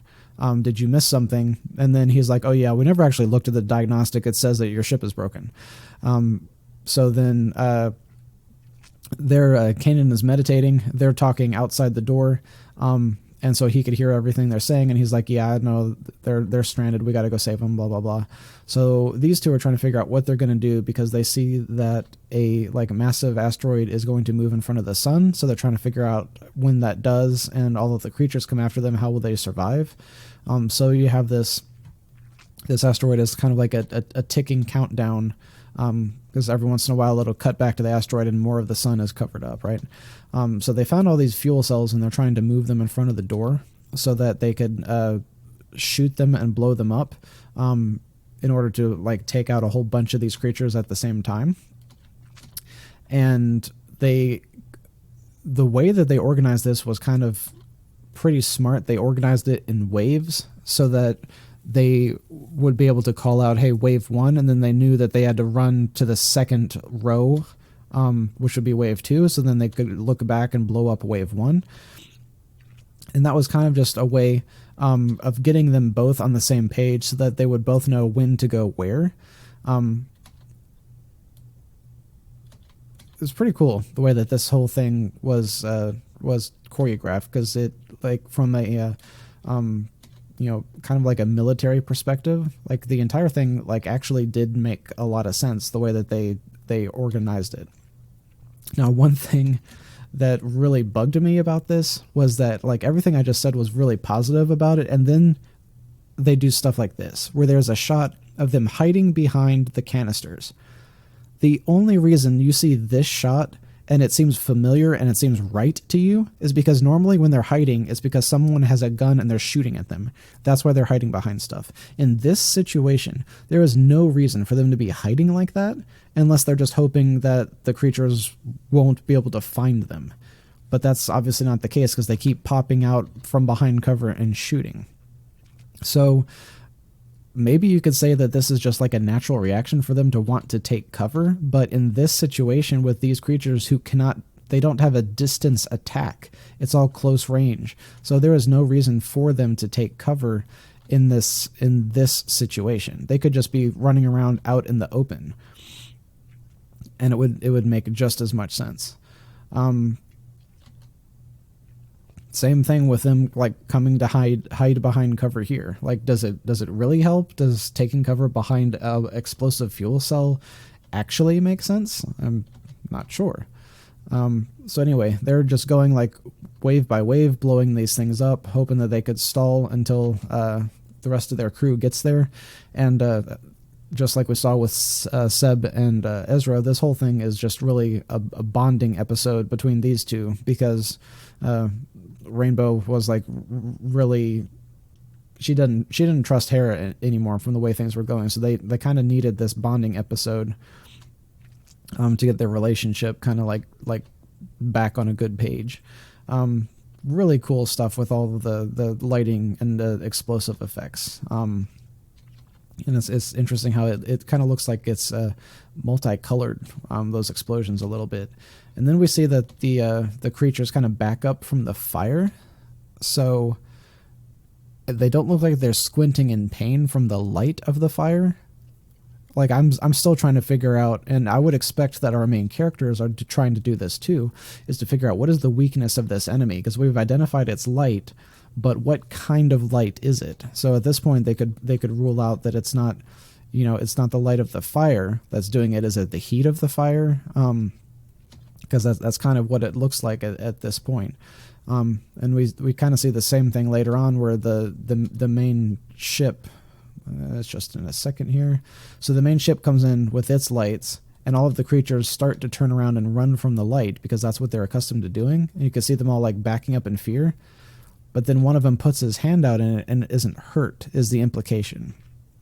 So then they realize we can go attack them. So it's like the creatures also don't realize what is organic light is not the right term, but what is like sunlight and will hurt me, and what is not sunlight and won't hurt me. But anyway, so the way these things were designed and what weakness they had is just not really clearly defined. And while they don't have to clearly define it in order for the story just still to be interesting and to make sense, it still is just nice to know that like the filmmakers are really trying. And golly, I need to look up where I've seen these things before. That looks so familiar. I also really want to know how Ezra's rocket launcher thing works on his wrist there, because it looks like there's nothing there, and then he pulls back something non-existent, and then a laser comes out. Anyway, so we see them fighting off some more of the little alien doggy things, and then they finally get the ramp up. All of the things are crawling around on the outside, and then for some reason Kanan is not able to get enough power to take off. And this scene does not make sense at all, because the only thing that would make sense is if there were too many creatures on the outside of the hull and it was like screwing something up, but that's not, I don't think that's the implication we get. Like, she shows him, like, I think that the purpose of this is what we've been saying several times now, is that it makes her look super competent by making him look incompetent. So she very quickly shows him how you could throw a few buttons and electrocute all of the creatures off of the hull. But then that still doesn't enable them to take off. She has to do other competent stuff in order to make the ship be able to take off. So it wasn't the problem of the things being on the outside. It was a problem of him being incompetent to make her look competent. So I think the way that they did this whole thing didn't need to be done. We already know how great she is. I don't think there was any reason to bring him down in order to lift her up. All right, so then we have basically just kind of like wrapping it up. The guys are apologizing because they know it was their fault. They know they almost got them killed. And then she's like, thankfully not too upset about the whole thing, but then gives them more work to do and says, hey, you better go get that shuttle fixed because we know it was your fault in the first place. And then they kind of wrap up their relationship too, and saying, like, I trust you, I trusted you with my life, and you need to trust me with your life, and et cetera, et cetera. And we see that Rainbow now has a better relationship with Hera than she did previously. And so then that was the end of episode 6. Now on to episode 7. All right, so starting off this one, we come down onto a village, and we have our crew going in, and this is, I believe this is the Empire Day one, although now I can't remember.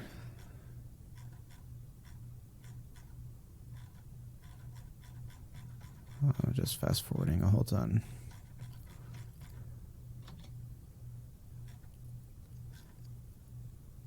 Yeah. Okay. So yeah, this is the Empire Day one. which also turns out to be Ezra's birthday. So that's one of the reasons that he's kind of like off throughout this whole time.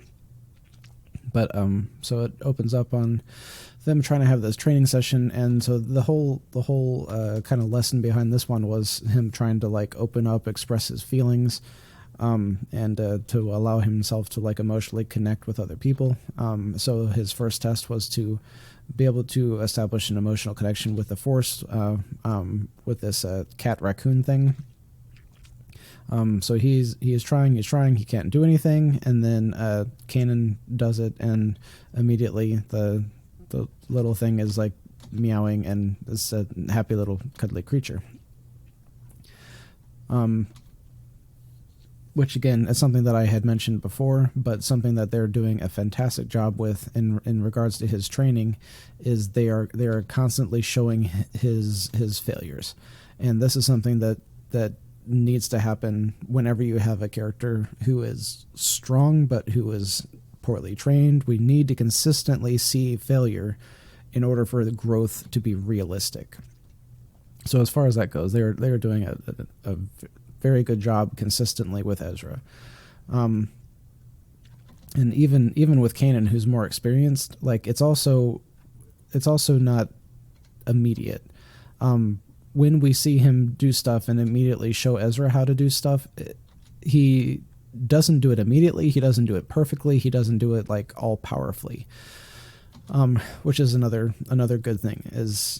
Because it would be really easy to make him look super duper all powerful, which would be kind of what we talked about before. Is it makes Ezra weaker if you make Kanan look really, really, really strong. But if you make him look super, super duper strong, then when he meets someone like the Inquisitor, then that kind of bumps up how powerful the Inquisitor has to be. So like when Ezra fell off the ship, when we were looking at that episode before, and Kanan pulled him back up using the Force, if he had done that without struggling, then and if he had done it just like with one hand, and if he had done it like immediately and it didn't take a whole lot of effort to pull him back up and a whole lot of time to pull him back up, it just would have shot his power level up way too far.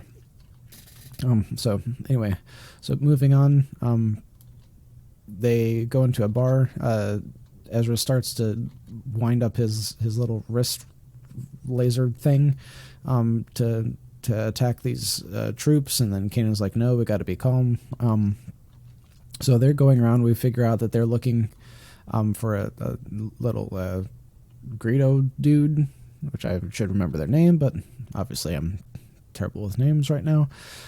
So then we also get the neat little bit of backstory that the Empire has decreed that you are always supposed to be running their propaganda station, and it's supposed to be on every TV, on every domicile, all the time. It was a really cool shot that we get an actual look of Palpatine with his Red Royal Guard beside him. Hopefully they'll bring him more in later on. We also see the troopers are like, hey, everyone cheer for the Empire, yay, and then everyone is like, well, we don't want to get shot, so we're going to pretend to cheer. So then we get another shot of this rogue senator who pops up, who I wondered at first if they were there was a guy in Legends, Gale Ibis or something close to that. I really liked him, and he was kind of like a split off from the rebels. He was supposed to be like a little bit more militaristic than the rebellion was.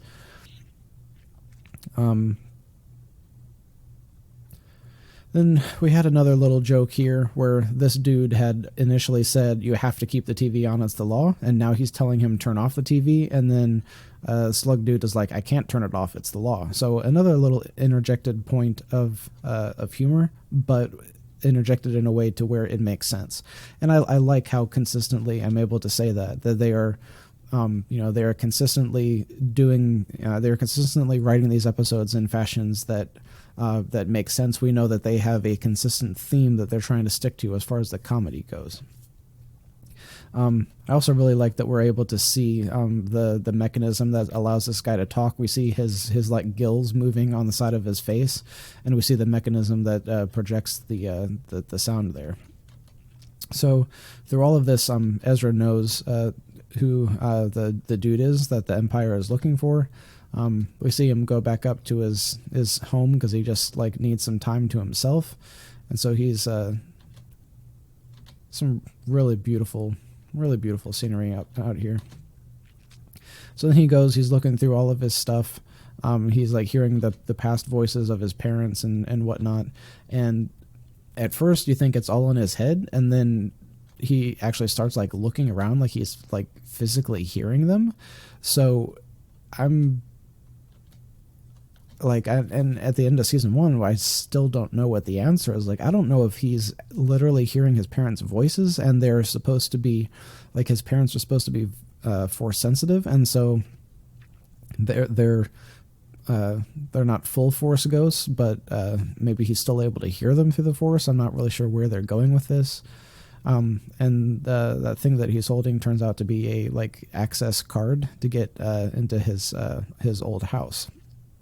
So now they head to the city, and this is Empire Day, and it's just a big day to celebrate how great the Empire is. So we've got the aristocrat lady there, who is kind of like putting this entire thing together. She's talking on the big Videotron thing, and they are presenting a...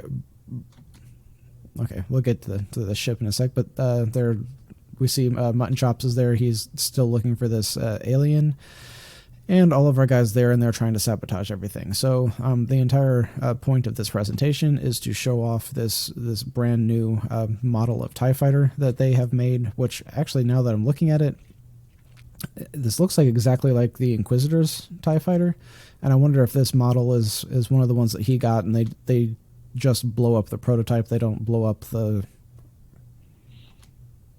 I mean, obviously they don't blow all of them up. They just blow up the one chip. But anyway, so they've got them. We think that this is an explosive that he's got. He chucks it up in the air, and it turns out that it's fireworks. And part of me is just annoyed by this from a practical perspective, because that was a tiny little thing that looks very... Actually, it looks exactly like the explosives that they've placed. And so that was... The fact that they just use this to like trick the audience, you know, doesn't make a whole lot of sense, because they could have made it look like anything else, but they interjected a little bit of needless tension in here by making us think that Seb is holding a bomb, and then he throws it and we find out that no, it's not a bomb, it's fireworks. So for multiple levels, this I think could have been done differently. He could have held a rocket. They could have just made it look like they were part of the crew and they were there to work, and he shoots off what looks much more like what we would expect a fireworks rocket to look like. We would not expect a fireworks rocket to look like this little explosive that he actually does drop.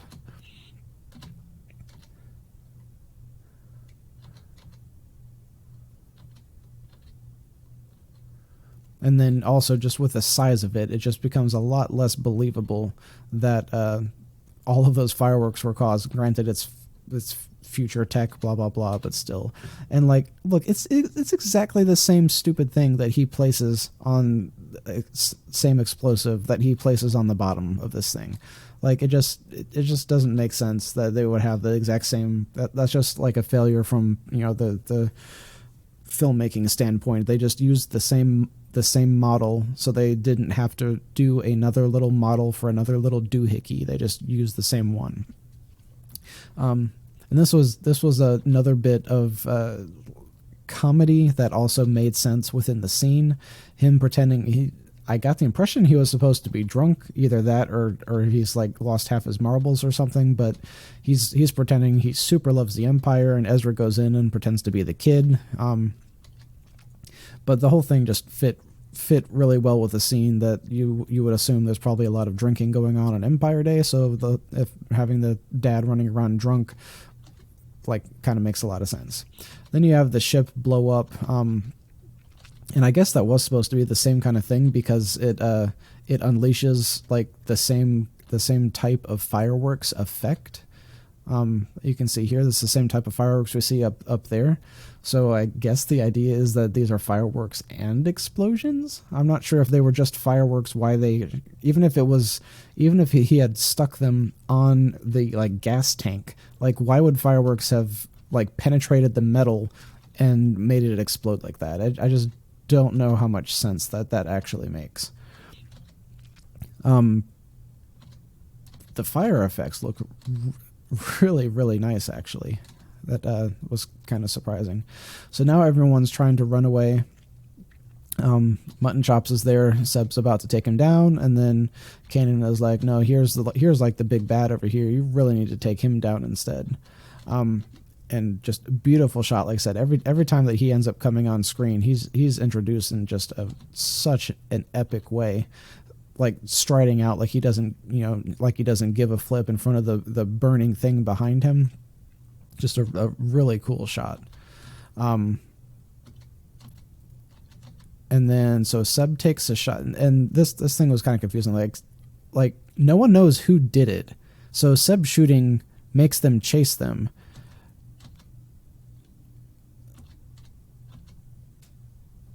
And then he just utterly misses. Like, it doesn't even come close. So maybe he was just shooting to make the thing blow up. But I don't understand the point of that. Because he just drew attention to himself, and now the Inquisitor knows what he looks like, you know? Like, I'm not sure how much sense that entire thing made. So at this point, Ezra is like, I know where we could hide, but the big dude is not going to be able to fit for some reason.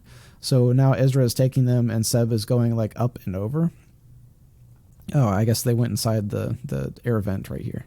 So big dude is going up and over.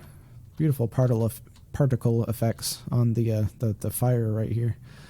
So Mutton Chops is talking. Inquisitor is looking around. They're like, everyone locked down the city. Aristocrat lady is complaining about everything. And this is just another scene where she does not fit in.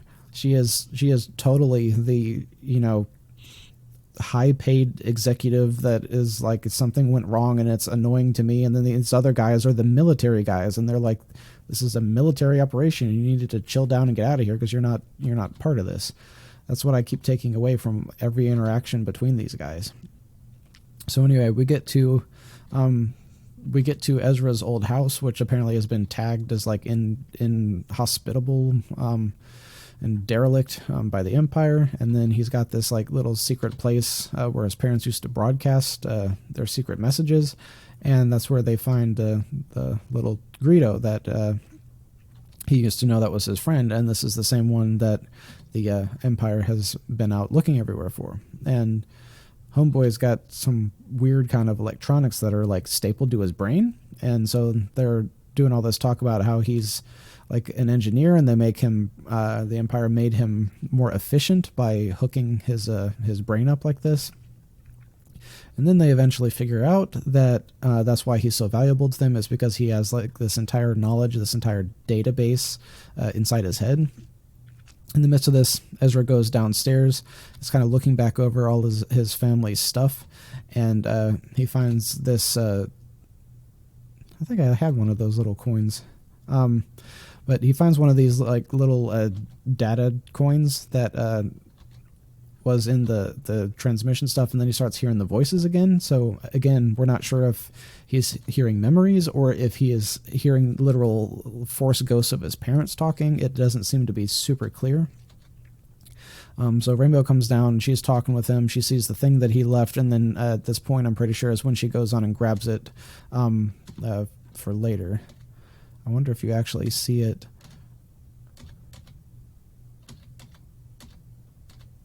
Okay, I wondered if she had it in her hand when she comes up, but you don't see it. So then she's hacked into what's-his-face, and she's going through and showing all of the different schematics and all the stuff that he has inside his brain. And they're like, oh, this is super valuable. We have to get him out of here because this is a huge tool against the Empire.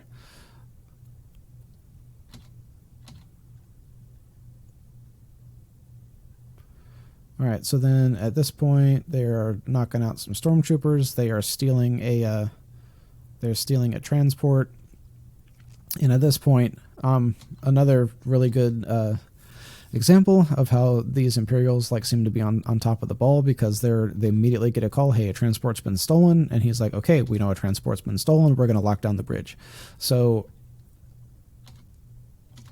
them being on top of things makes them look really competent, makes stuff a lot harder for our heroes. It's really easy to have the villains be incompetent and make things just make a situation not seem as dangerous for for our main heroes. And so they don't try to do anything. They're like, let's just plow right through this and see what happens. And I kind of wish they had done something a little more a little smarter, I guess, because there's just no indication that they would actually be able to pull off what they are doing. Like, why would they, when they run into this other transport that's sitting there, like, why did they go through it? Why wouldn't they have just hit it and bounced off and stopped? Like, how did they know that ramming it at high speed would actually achieve what they were looking for here? So anyway, Mutton Chops is facing him, and again, we see something else that you hardly ever see, is he immediately calls his superior and tells him what is happening and where they are. So this again, another great example of having very competent villains. And then additionally, this tracking shot here is just, I think this was done really well. So then they're going up, we're seeing their ship, and we're seeing the Inquisitor ship. We got just more fight scenes going on, and all of this is leading up to the Inquisitor and Mutton Chops finding them. And then Seb has this antagonistic relationship with Mutton Chops, because they fought and he lost to him. So he really wants, even if it's going to be bad for their mission, he still wants to fight. He still wants to fight and beat Mutton Chops again. Does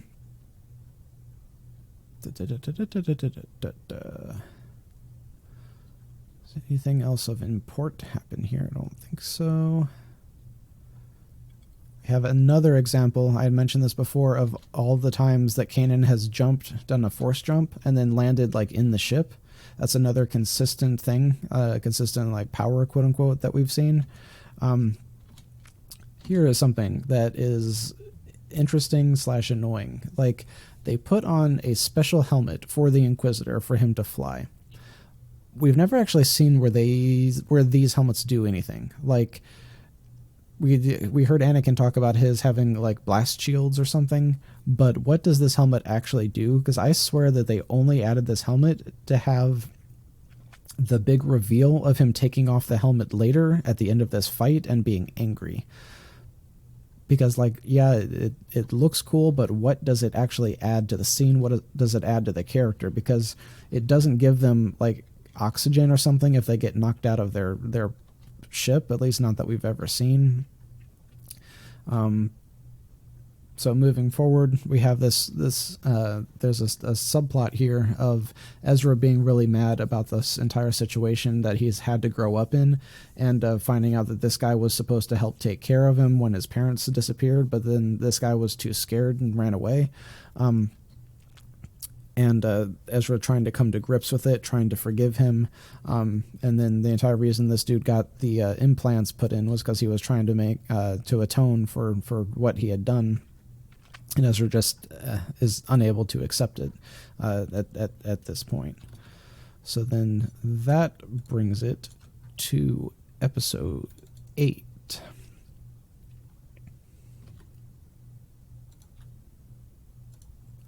All right, so episode 8 picks up right where that one left off, where they've gotten on the ship and they are, running away from these same guys, with the Inquisitor hot on their tail, and that sure enough does look like the same ship that was the prototype that was just destroyed. So, and pretty cool shot right here of being able to see through the visor and see his glowing eyes on the other side. And I do like the design of this helmet and how it very much looks like an old armor from like medieval times. But again, I just don't understand what purpose it serves, because like she doesn't have a helmet on. Like why does he need one and she doesn't need one, you know? Like it just does not make a whole lot of sense to me. Okay, so they are fighting. The droid has been damaged, so they cannot get to hyperspace because the droid is not there to program it. So then enter little Greedo, who goes up to the main cabin. First she calls Ezra up there and is telling him to fix it. And again, this is all dialogue with him being upset about his parents and Greedo not raising him and blah, blah, blah. And then we see a tracking device get... the Inquisitor implants a tracking device on the ship. So then she calls Ezra up there, tells him to help rewire stuff because she can't get to hyperspace. And then Ezra doesn't know what to do in order to rewire it. And then Greedo comes up, like immediately plugs in and transmits the hyperspace coordinates so that they're immediately able to jump without having to program anything. And then here's what I was talking about. Like, I think the only reason he had on the helmet was for that one scene, for him taking it off and looking angry. I think that's the only reason they put that thing on him in the first place, because you do not need a helmet to fly a spaceship. Those cabins are pressurized. It does not make sense unless we see them actively leaving that cockpit in outer space. So anyway,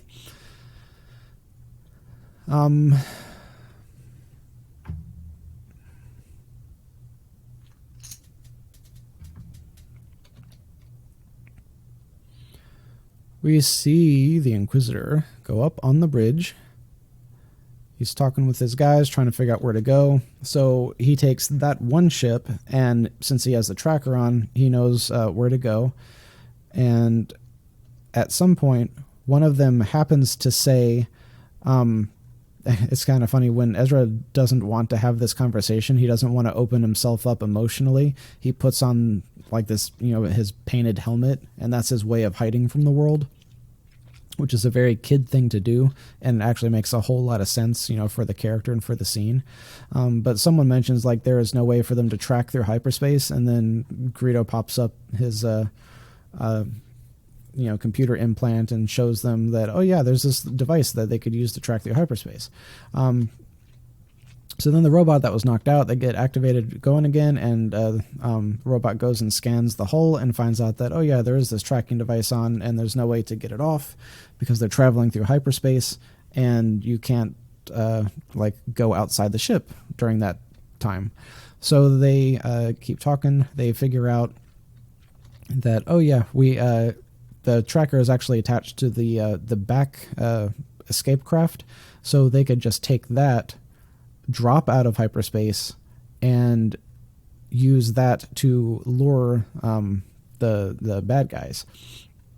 And they also realize that Ezra and Kanan have to be the ones to go, because if they send the escape craft out and they stay on the main ship, then the Inquisitor will sense that it was a trap, and he might be able to track them through the Force or something like that. So they use themselves as bait to go off and drop out of hyperspace, and it's a pretty cool effect that they did to show that kind of just falling out of hyperspace like this isn't something that you would want to do, and it looks like it could have been very painful and very disastrous for them. So they have decided that they are going to come back to the same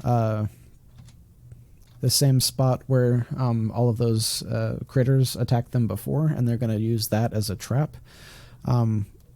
It's also interesting to see the Inquisitor sitting here and doing his version of meditating, because that's something that we kind of rarely have seen the Sith do. But according to like the books and stuff, they actually do like meditate. They just meditate on anger and stuff like that instead. So then we get back to this planet, and then I love the design of this and the lighting effects with all of the asteroids up there in the sky. So their goal is to come inside the building here, use all those critters to tie in what we had seen from the very beginning, which was Ezra trying to gain control of his emotions in order for him to use the Force to connect with the evil raccoon cats. So his job is to use the Force to connect with all of these angry goblin things while Kanan is going up and getting the tracker off of the ship. So Ezra is trying to connect with them, and he's still unable to. Kanan jumps in, starts using the Force, and he's sort of holding them at bay, but not really. And then he finally keeps talking with Ezra, gets Ezra to kind of like emotionally snap, and they're not able to do anything to control all of the critters until Ezra emotionally snaps. And then after he does, it is kind of like so powerful. Oh, that was also another interesting thing. So the very first hint is that his like shout through the Force actually lets Greedo hear, and it like clears his mind from I kind of got the impression that it kind of like separated his brain from the implant a little bit, so he was able to concentrate again. And then cut back, and we see that Ezra has all by himself started to control the entire slew of these angry alien cat things. It's a pretty cool scene when you look at it and realize that Kanan stopped doing anything, that none of the creatures are focused on Kanan, that they are all circled around Ezra and all oriented with their bodies towards Ezra. So he is the one that is doing everything, and Kanan is just kind of sitting there. So next, at this point, they're trying to figure out where to send Greedo, where it could be the most helpful, and I don't know that we ever actually heard her say who they were meeting with, but I'm pretty sure that she would have said that you're meeting up with Fulcrum, and now, after I've seen the last episode, we can see that it's the same ship that they meet up with before, so we're assuming that at this point that this is probably like Bail's ship, and she's sending him over to meet with Bail. But at this point, I can't remember in the episode if they actually like verbally say where they're sending him. And she may have still wanted to keep that kind of like a secret. Now here is one, as much as I've praised like how well they've written the bad guys, here is one stereotypical bad guy thing that they did very, very poorly, and that was that they only sent one ship down to the planet. As far as they know, their tracking stuff is 100% correct, and the bad guys are, or the rebels are down here on this planet, and they only sent one cruiser that had the Inquisitor, and then like 15 maybe stormtroopers. Like, they should have sent multiple battalions down there. That would have been the logical, proper military move. But instead, they only sent like 10 guys and one Sith. Like, epic shot of him coming down. He looks all big and bad. Everyone lined up there on either side of him looks pretty cool. We got the massive iPad that's tracking where the rebels are. It's a pretty interesting, like, they all spread out and go in a formation walking into the room, so it looks very very intentional. And it's a really cool shot of as soon as they walk in and they see that the Jedi are sitting there meditating, and all of the alien cat creatures are sitting there like calmly beside them. Now, one thing that would have made this scene amazing is if they had made this bigger. Like, we know that there's a lot of these things. We know that there's endless waves of them, kind of. And we know that earlier that our heroes killed a whole bunch of them. But at the same time, this shot would have been beautiful if there had been like thousands of these things. Like imagine this behind them. It's not a wall, and it's just like going on into a huge cavern, and there's just all of these glowing eyes behind them. That would have made this so much more intimidating than what it actually was, because what it looks like is there's only like 6 of these things. 1, 2, 3, 4, 5. Like that's it's really cool, them holding out their hands, they're controlling them, but you only see a handful of these things, and it's a really cool shot with the first person point of view of them running at the stormtroopers. But even here in that next shot, there's nothing else. It's just like these 6. There's nothing else back here. So it just could have been done in a lot better way to make the stakes higher if they had had multiple battalions of stormtroopers land on the planet, if they had had multiple battalions of these creatures going after those stormtroopers, to make this battle so much bigger, so that the focus would have still needed to be on the Jedi and on the Sith, but it could have been so much bigger in the background. And the ferocity, the efficient, how efficiently he handled all of these creatures was, it was only 2 of them, but still, that was really good, again, to just emphasize the power that he has. And that was done in a way that didn't necessarily need to make anyone else look, any of the main characters look weak, to make him look more powerful. Coming in, it was a really interesting first couple of blows, and I feel like the styles changed up a little bit here too, but we don't really see enough of. I don't really see enough of them fighting, because some of the stances that Inquisitor had looked very much like Form 2. And here's another one, exactly what I talked about before, that the number of times where Kanan was just thrown back by a force push. So was Inquisitor toying with him? Why didn't he do that from the very beginning? Like the way that it was choreographed just doesn't make sense.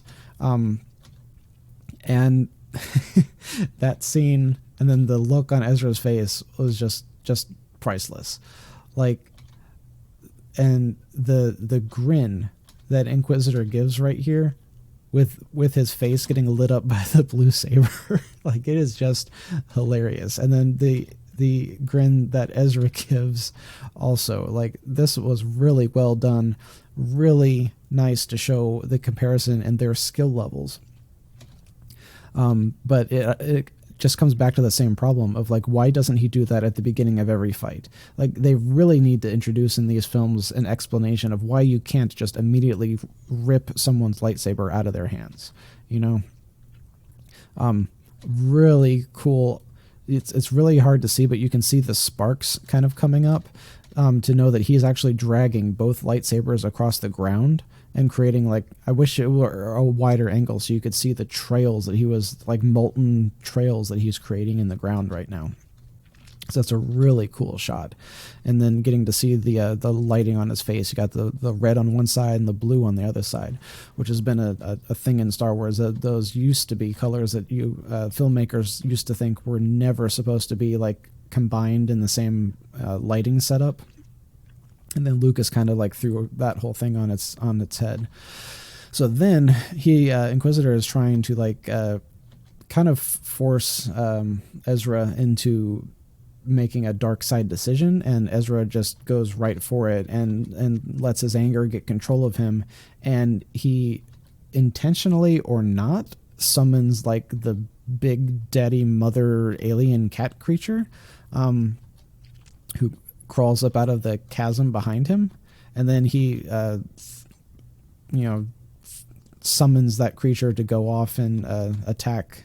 It's funny that all of the little ones run away from the big one, which we've seen before, in a lot of other in alien kind of shows, that either the big mama creature will be like adored by all of the little ones, or they'll all be scared of the big one because the big one eats the little ones.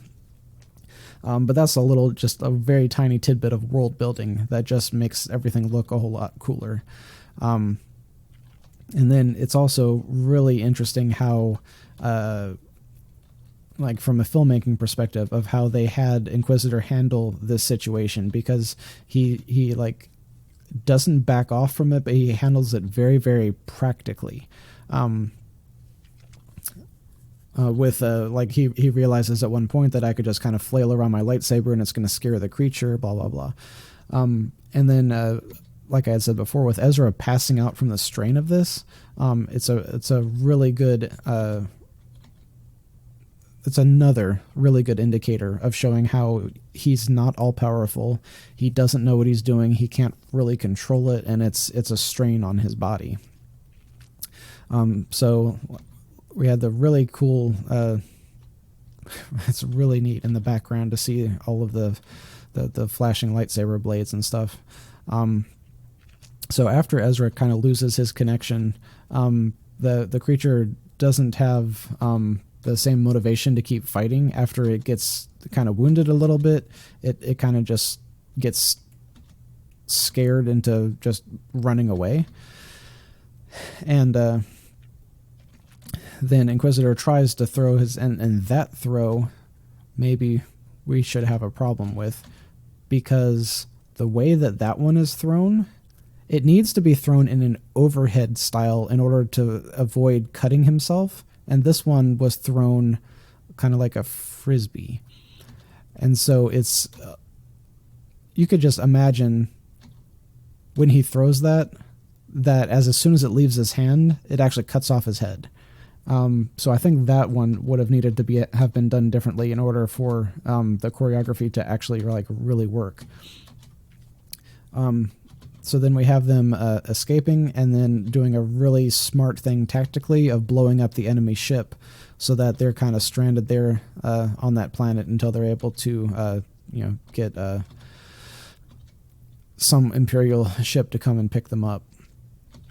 So at this point, Ezra has like tapped into the dark side, and it's really interesting that I don't know that if we've seen this anywhere before, unless it's in Clone Wars somewhere, of where he's like, basically he's saying, I accessed the dark side and I did not like it, and he doesn't know how to deal with that, and he doesn't really understand what happened. And like historically, something that we've seen before is just usually when they access the dark side for the first time, they're like, oh, that felt awesome, I love the power. But it kind of affected him completely differently, where it either, I guess it's hard to tell if the power scared him or what the feeling was that he just really did not like.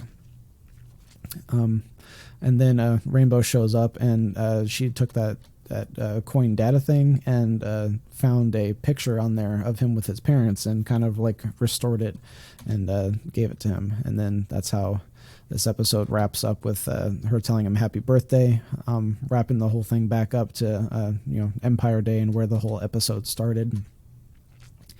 And they fly off into the space set. And that is the ending of episode 8. Moving on to 9. And I'm going to start just kind of really skipping through these, because I've been recording straight for almost like 2 hours at this point, and we're only about halfway through. So, going on to episode 9, and we need to turn off these subtitles, and then go back to view and minimal. Okay. So really cool imagery here with him running across the field, although again, we're back on the same planet as they like to be on. We get to see a cool little star map that Kanan is looking at, and we find out later that he was looking for Jedi temples and stuff. And he's saying this whole thing is, we need to do this test for you, and I want you to kind of close your eyes and meditate, and then I want you to find a Jedi temple and show me where that Jedi temple is.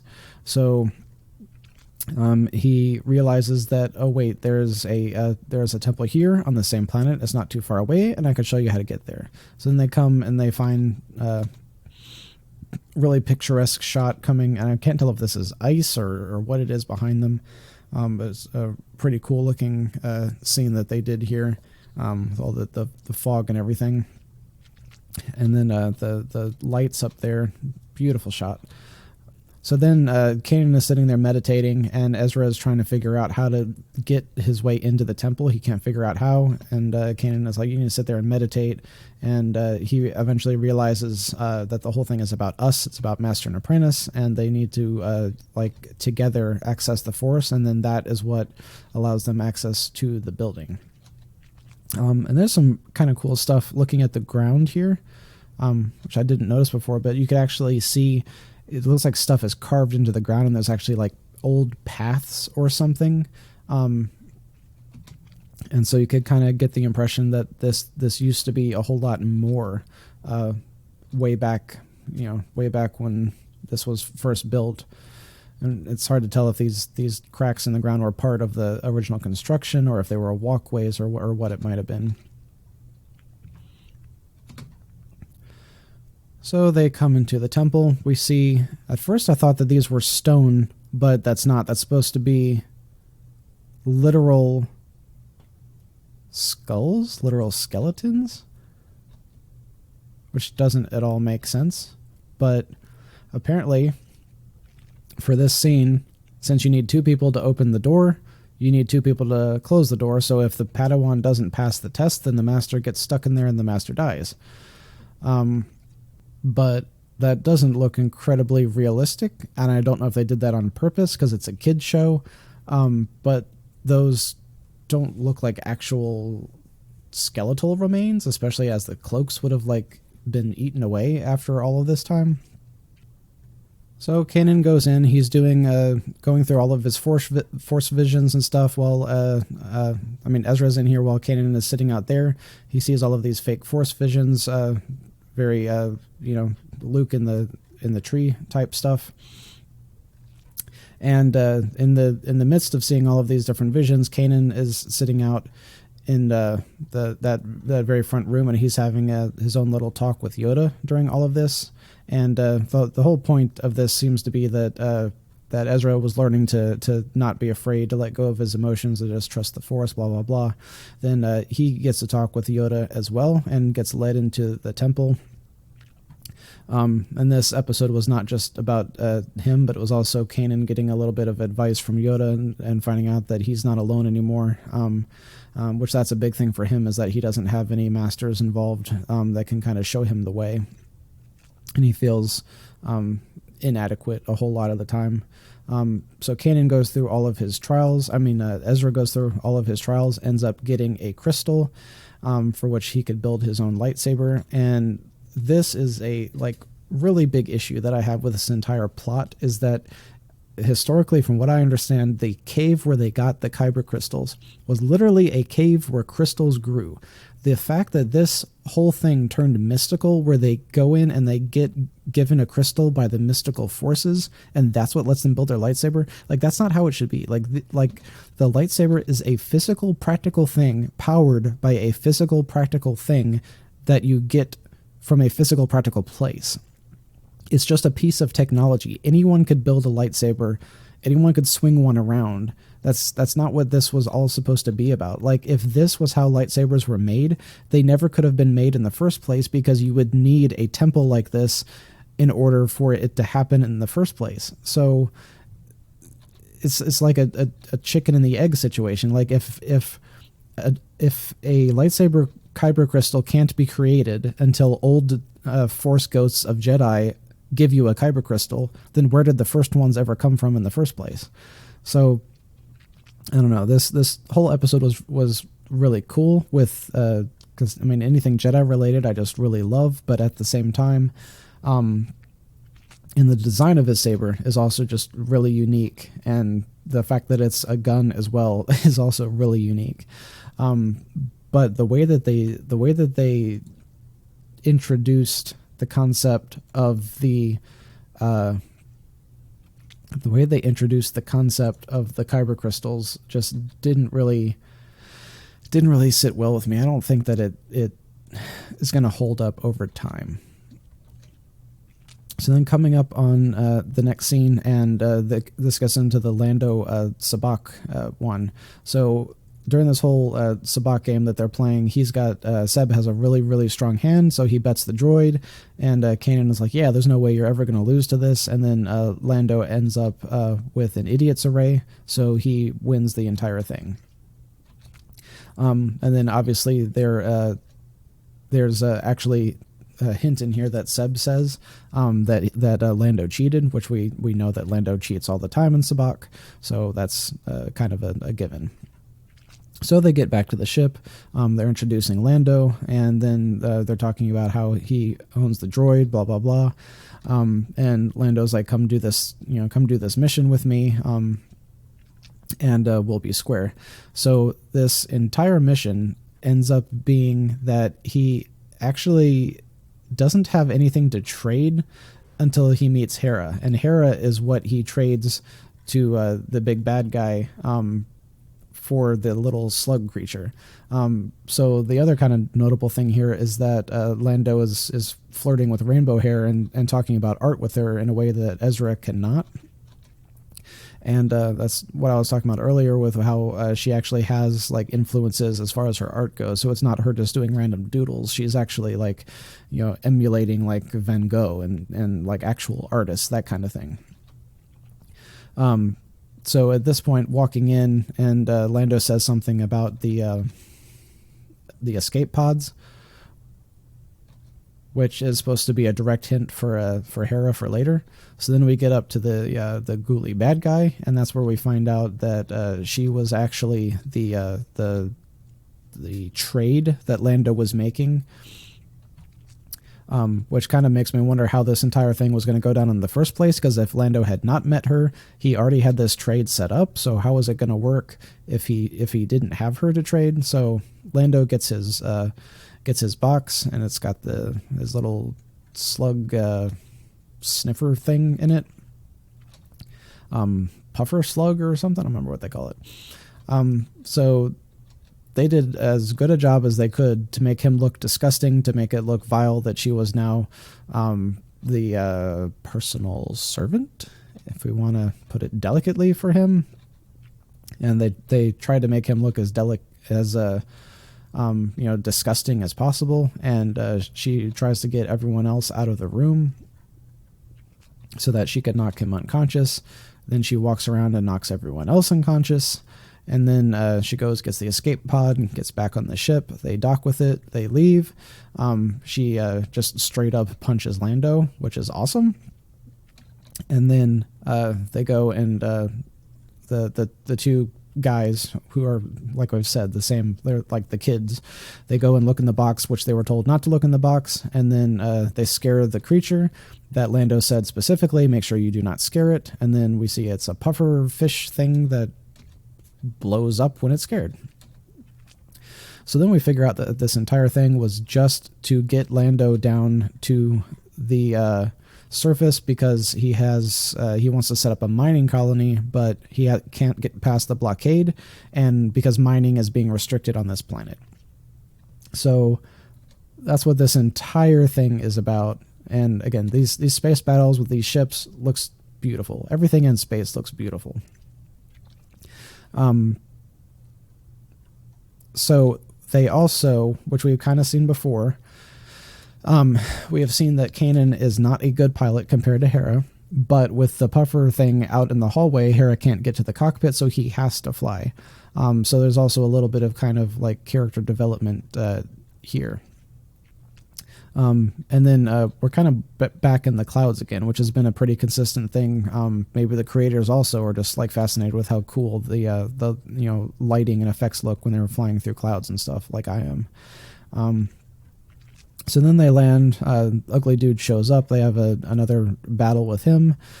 We get to see for the first time that his lightsaber is actually a gun, and Kanan is like a couple times we've seen this joke now that hey, my lightsaber doesn't do that. It doesn't twirl in circles. It doesn't shoot a gun. Blah blah blah.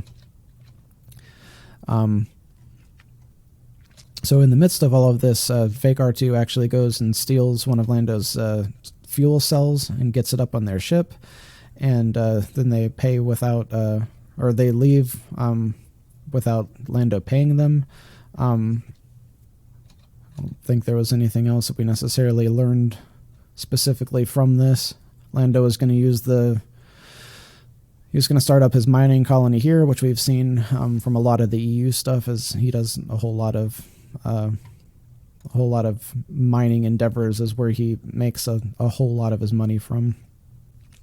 All right, so going into, this looks like episode 11, we've got Ezra doing lightsaber training, and at this point he's actually got 3 different people. Seb and Rainbow and the droid are all shooting at him, and it's hard to tell if he's supposed to have his like blast shield down on his visor, because those don't have that, I'm pretty sure. So I'm not sure why he's wearing that. But the whole goal here is that he's supposed to be reflecting the blasts and hitting this this target. There's a stormtrooper helmet that's just kind of sitting on a rock, and he's supposed to be reflecting them all to hit it. In the midst of that, he has a vision and of them rescuing that rogue senator. So this entire episode is basically them showing the trope in Star Wars that you can't trust visions. So they track down the code of where this guy says he's going to be and when he's going to be there, and then they have another meeting with his buddy from the Imperial Academy, and he warns them that the whole thing is a trap. So then Mutton Chops has been working with that rogue senator, and they have basically laid a trap trying to catch these rebels here. So they go in through the sewers, which apparently for some reason the sewers exit onto the top of a balcony outside, which still makes no sense. But so then walking inside, and you got the senator in there, and then the troopers immediately come out, surround everyone, and Mutton Chop shows up, and this is also where for the first time, he is able to identify everyone. He's like, okay, I see you, I know what you look like, I know that there's a Twi'lek now. He's able to deduce that she's a pilot just because of what she's wearing. So there's, again, making the Empire look very competent with how they're analyzing the situation and all. The Seb and Rainbow are up on the ceiling, so they're able to drop in some like smoke bombs and give everyone cover to escape. And at this point, they're trying to get the senator out of there. Going the same way that they came in, going back down through the sewers, and they're getting chased. The senator is trying to go slowly, allow the stormtroopers time to catch up. They kind of get split up. And Hera tricks the senator, gives him a gun, and then he tries to turn the tables on them, but she didn't have a coil in there, a battery pack in there, so he couldn't actually shoot them. But that's finding out that he was a bad guy all along, and we shouldn't have put all our faith in him, which kind of crushes Ezra for a while. Then the bad guys show up. We used the Force to stop the fans so that they could all get through there, and then they make their way back up. They find out, this guy was not someone that we should have put all of our faith in. We need to put our faith in each other, and what else did Ezra learn? Oh, visions. Not to trust visions. That was the big part of it. Was don't trust other people that aren't worthy of being trusted, and don't just like randomly trust visions, because they can lie to you. Beautiful scene with the reflections coming off of the water. So this was episode 12. Beautiful shot with the Star Destroyer coming in, some really great lighting effects. There's sometimes that the animation just looks beautiful. So it's really those like real details when you come in close that it just kind of breaks down. Now, before we even know who's landing, I mean, the music is a cue, but at the same time, the fact that you have Mutton Chops and Inquisitor, who have been like top of the food chain so far, the fact that they're standing there, and then what's her face there, and we know she is moderately important. But the fact that all of them are standing there at attention leads us to believe this is someone super important. So my first thought was that this was going to be Vader coming out of here.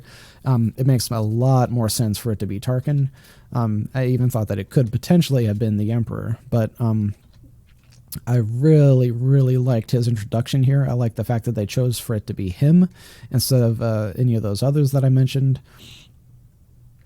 It makes a whole lot of sense that his character would have been involved in something to this level.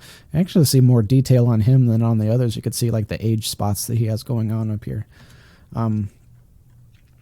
So then this whole thing is basically him saying, you know, there is no excuse for this. You guys should have been on top of this whole thing, and all of you are responsible in your various ways. And in the midst of this, the rebels are off on a speeder bike chase. They were trying to get back to the ship, but they can't because they don't want to lead the bad guys straight back to them. So they're going through town trying to shake the bad guys first. Filmmaking thing really neat here. This angle right here immediately shows you where the rebels are hiding. It's like whenever you see something from this angle, and then you see this hidden sphere that's like right above the dude because you're looking at him from this low angle, you know that in a second that is where they're going to pop up, which is eventually where they actually end up being, was up from there. And that's why the filmmakers showed you that low angle from the very beginning, was kind of hinting at what's going to be coming down the road. So then they get all their bikes, they're going back, and then we see they're watching on the HoloNet, which they've actually mentioned by name at least once or twice in this series, which has been really nice because that's something that the main films have never actually shown. Although the novels talk a whole lot about the net and how important it was for a whole lot of this stuff. But so the rogue senator is talking about he's basically kind of like outing the rebels, and he's kind of swapping and saying that he never meant to talk against the Empire, and he was trying to do it for the good of the galaxy, and these are the bad guys, and now they actually have, like, you know, hollows of all of these guys that they're able to, so they're not incognito anymore, which is going to be a huge problem for them going forward. So now they're trying to figure out what to do, and they realize, well, what if we sent out a message exactly like that, only we actually did a message that, like, actually portrayed hope. So that's their whole thing, is they're going to try to get out and send out a message full of hope, just like the senator had been doing. So then cut to Tarkin. He is going through and basically teaching the guys a lesson, saying that there's going to be retribution if you fail in your mission, and these two guys who were in charge of everything basically just get killed right then and there. So at this point, it's like heavily insinuated that Mutton Chops is going to be the next to die if they don't successfully catch the bad guys. And he actually looks a lot better right here too. You can see a whole lot of definition in the skin on his face.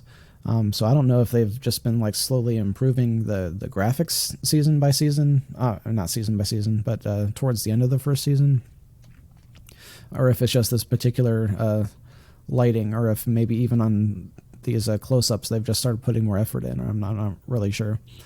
So this is where we see that the Empire is putting out these droids everywhere, the same ones that we saw in Episode 5 for the first time. And it's just going to make it a lot harder for our guys to navigate anywhere successfully. So Ezra uses what he learned last time, which is, you know, a great callback to be able to use a learned skill and use it a second time. And he's controlling an animal, making the thing jump on top of the robot, crush the robot. But the thing is still recording, so it knows what happened, and it knows where they're going and roughly where they were and all this kind of stuff. So somehow they deduce what is going on, and that they're going to go after the control tower communications beacon thing. So they Tarkin says, let's lay a trap, let's let them go there. And then we're back to still trying to finish up Ezra's arc, where he's still trying to do the right thing, but he's worried about doing the right thing for a different reason this time, and now he's worried about losing his new family. So he's still, like, on board, but he's really scared for a different reason. He's not worried about himself, he's worried about his family for the first time in a while. So now they're going and breaking in to the communications tower. They're putting in this spike, which takes like 3 minutes for them to fully upload it, and then they see all the bad guys who are incoming.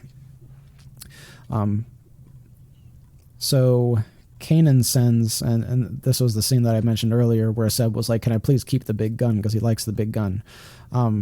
Just a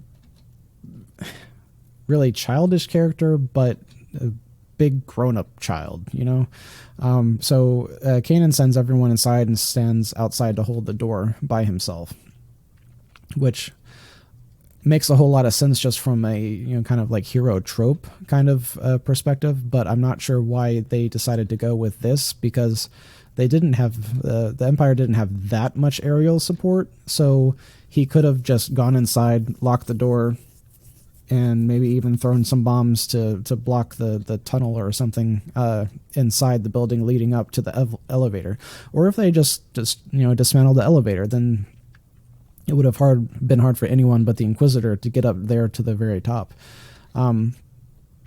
But a much better battle scene that comes down, and we see that the Inquisitor says, you've been practicing, and the only inference that I can make is that while Kanan was training Ezra, that he got something out of it too, because it's not like we should have seen him actually doing training if this scene was to really make sense for him to have been practicing, because you've been practicing, nice of you to notice. Like, if that was true, we should have seen him practicing. But as it is right now, we just have to infer that that is what has actually, you know, happened. So we see a lot of dialogue. We see the Inquisitor saying, you know, turn yourself in and your friends can live. We see another force push where he pins him against the wall.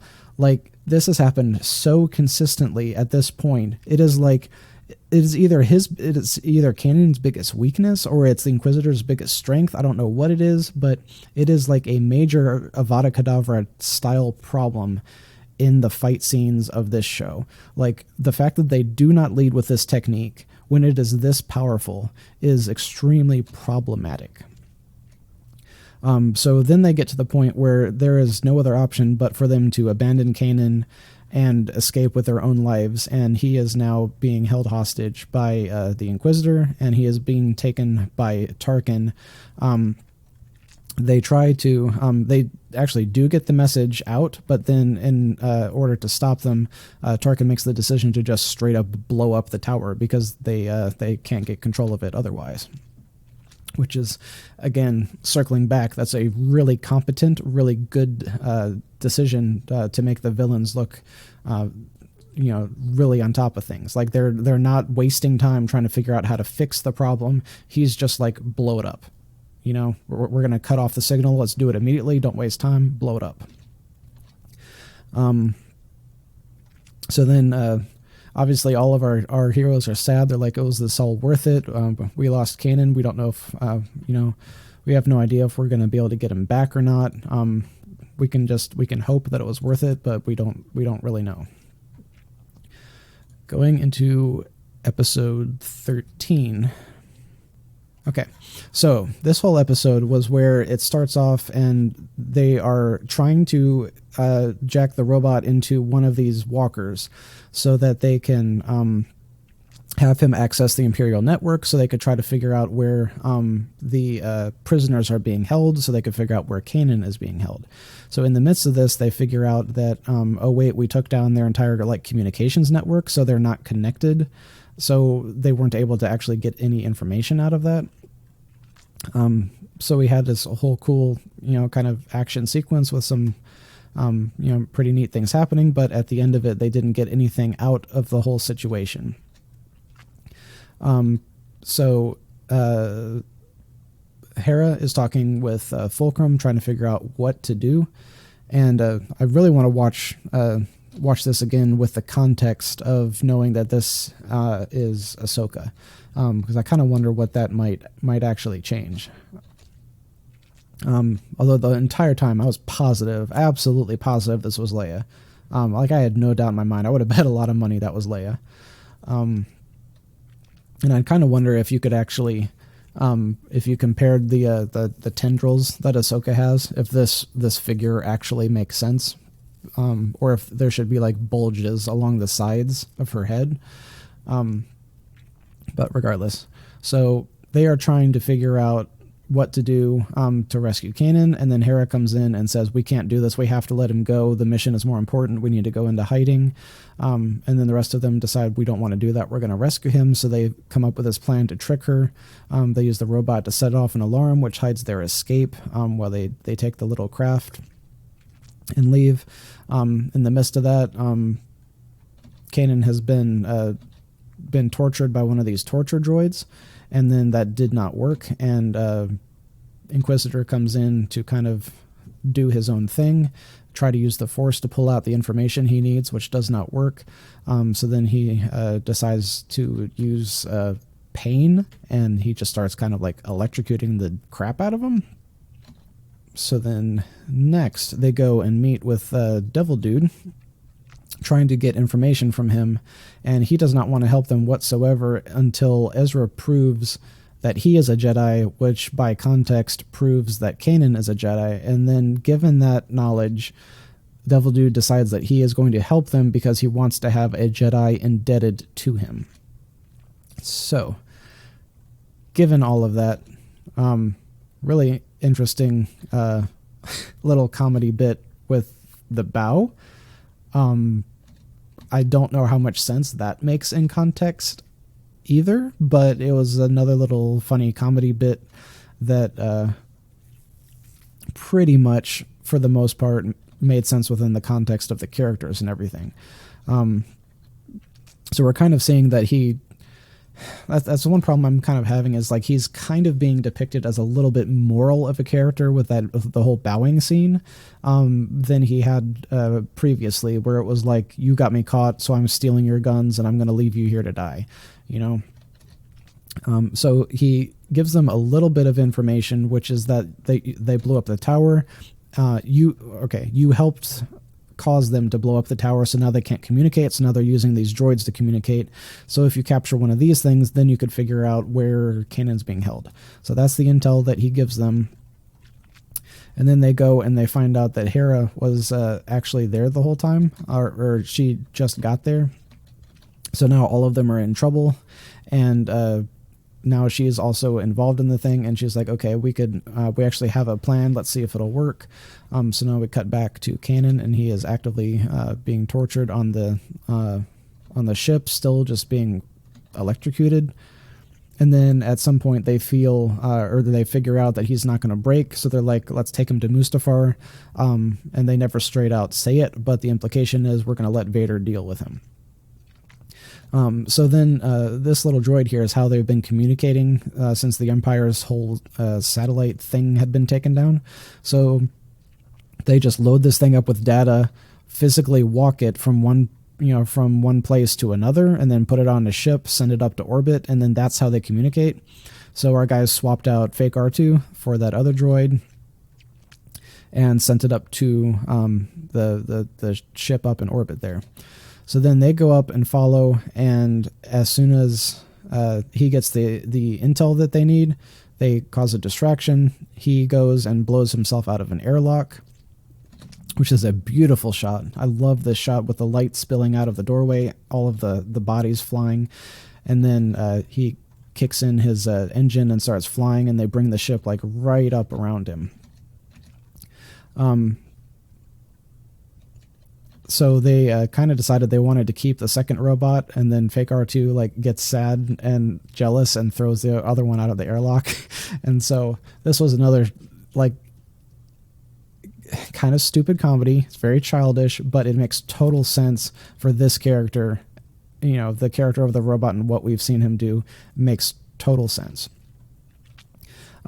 The fact that this one landed in the field and is fine, although doesn't make sense. Like, he should have totally like exploded into a bunch of pieces, unless it used a rocket to land safely or something like that. Beautiful lighting.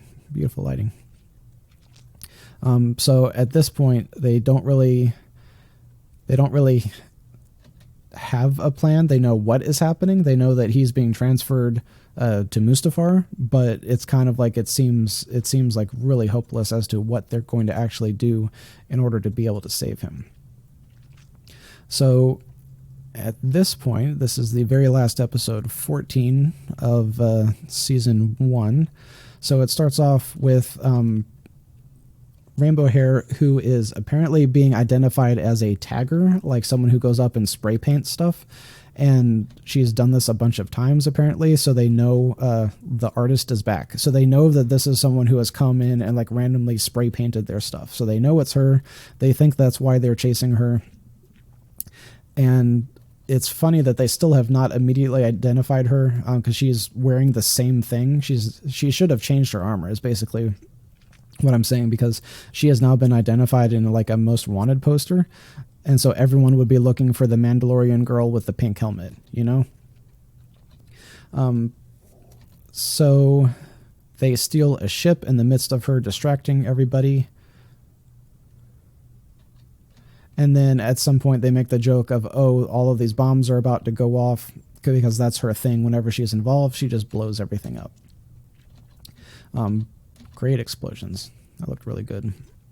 And then the dust actually forms, the smoke and everything actually forms the figure of the rebellion. So then going forward, they kind of have their plan. They have the ship that they're going to use to sneak on. They're trying to figure out exactly what to do after that, and then they realize we need a TIE fighter. And then the two big kids are like, we actually never blew up the TIE fighter we told you blew up, that we destroyed. But then at the same time, Rainbow Girl did a bunch of art to it, so now it doesn't look like it'll blend in whatsoever. But there is no way to get around it. They still have to get to Mustafar, and they need a TIE fighter to do it, so they're going to use it and hope that it works. So cut to Mustafar, and oh, it looks beautiful. I love how this looks. And they've got this great shot coming underneath the Star Destroyer, which is just, and then another one behind it. We just see the whole patrol going on. And then more torture scenes. Just every scene with Inquisitor in it has just been amazing. And then we get a little bit more backstory, figuring out about how. Seeing some more of the personality of Kanan and how he, again, has this dark backstory we're just getting hints at, about how he keeps his lightsaber in 2 different pieces and how that's like an emotional weakness for him. Then we see our heroes come in, and this is the point I mentioned earlier where Ezra has to make connection with Kanan in order for them to know that he's alive, for them to go in. So it's the same thing with Luminara earlier. It's like they had to see her physically in order to actually enact that rescue mission. So right now, if Ezra had not been able to sense Kanan, I think they would have called off this entire rescue mission. So it's really important to have that piece of intel before they actually go off and commit to risking their lives here. And doing all of this is also like a little bit annoying of the way that the way it is choreographed, I guess, is that it looks like the ships are leaving Mustafar with the way that the Star Destroyers are pointed here. And it should be the opposite. They should be heading towards Mustafar to deliver the prisoner, but they're not actually in the midst of delivering Kanan either, because he's just sitting in the room all by himself. So what is actually happening here? Why does it look like the ships are leaving Mustafar instead of arriving? So the way that they choreographed this scene just doesn't really play out properly. Another bit of comedy here, which I'm not really sure how much this added at all. But it didn't necessarily detract anything, and it stuck to the theory, or it stuck to the character point of the Rainbow Girl just paints everything she can get her hands on. So I guess it didn't add anything, but it also didn't really take away anything from the story either. So this one was a little bit different. When she blew up her bombs, they basically did an EMP pulse, which knocked out all of the electronics in the entire station. Really cool shot here too, to kind of depict the idea they landed the ship sideways, right? And so then the first shot we see inside there is actually a sideways angle, so it's keeping with the same view that we had from outside the craft. So we're coming in on the craft sideways, and then it cuts inside and we see them sideways, even though gravity to them is still straight up and down. That was a pretty cool shot for them to add on. So then Kanan cuts his way in. Now they're wandering around trying to figure out where to find, or Ezra cuts his way in. They're wandering around trying to figure out where to find Kanan. And then another really cool idea of showing how competent the enemy is with their power down, they can't communicate with the other ships, but Tarkin set up a failsafe. So he was sending out like an all clear signal, like every 5 minutes or something. And so if the all clear signal stopped going out, then his allies would send out reinforcements. So that's why those reinforcements were sent, was because the all clear stopped going out, or after a certain amount of time, it had not gone out again. So that's why those reinforcements got sent, and that's when fake R2 sees them and then tells the heroes that more stormtroopers are showing up. So at this point, they're trying to figure out where to go, and this one, I have no clue what this was supposed to be. Like, he says, stand back. He cuts through the door, but then he just does one little pretty clever kid. Like, what is clever? I don't understand what he did. Like, did that somehow weld the doors shut so they can't open? Because normally when they do that, they destroy the wall panel that's next to it. They don't actually... so I don't know what he was supposed to do with that when they said it was clever. And so I'm assuming that action welded the door shut. So then he does this thing where he gets up into the ventilation shafts, and so then Fulcrum calls in, and the droid is the one sitting there talking, and then this is where they coordinate for the good guys to come in and help them later. So Ezra comes in, he's kind of using the Force, figuring out where to go, meets Kanan, releases him, they come out, and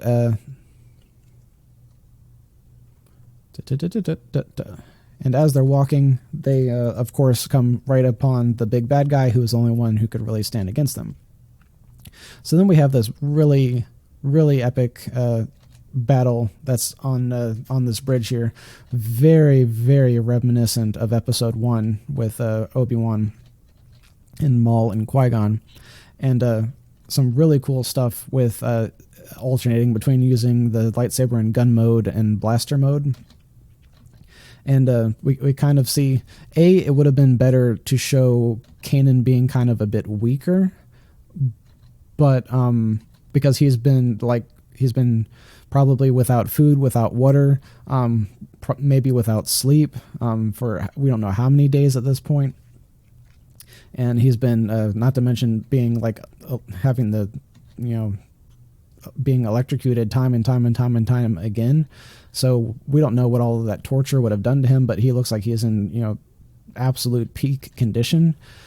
So it would have been a little more realistic to have him showing a lot of pain during this battle or something. And then, because also part of this is that after he's been fighting for a while, and the kid goes down, and he thinks that, and Kanan thinks that Ezra is dead, and then Kanan's abilities like spike because, quote unquote, he's not afraid anymore, or yeah. So like this whole thing like doesn't super make sense to me. Like he has been unintentionally holding back because he was afraid of losing Ezra if he fought to his full potential. Like how does that make sense?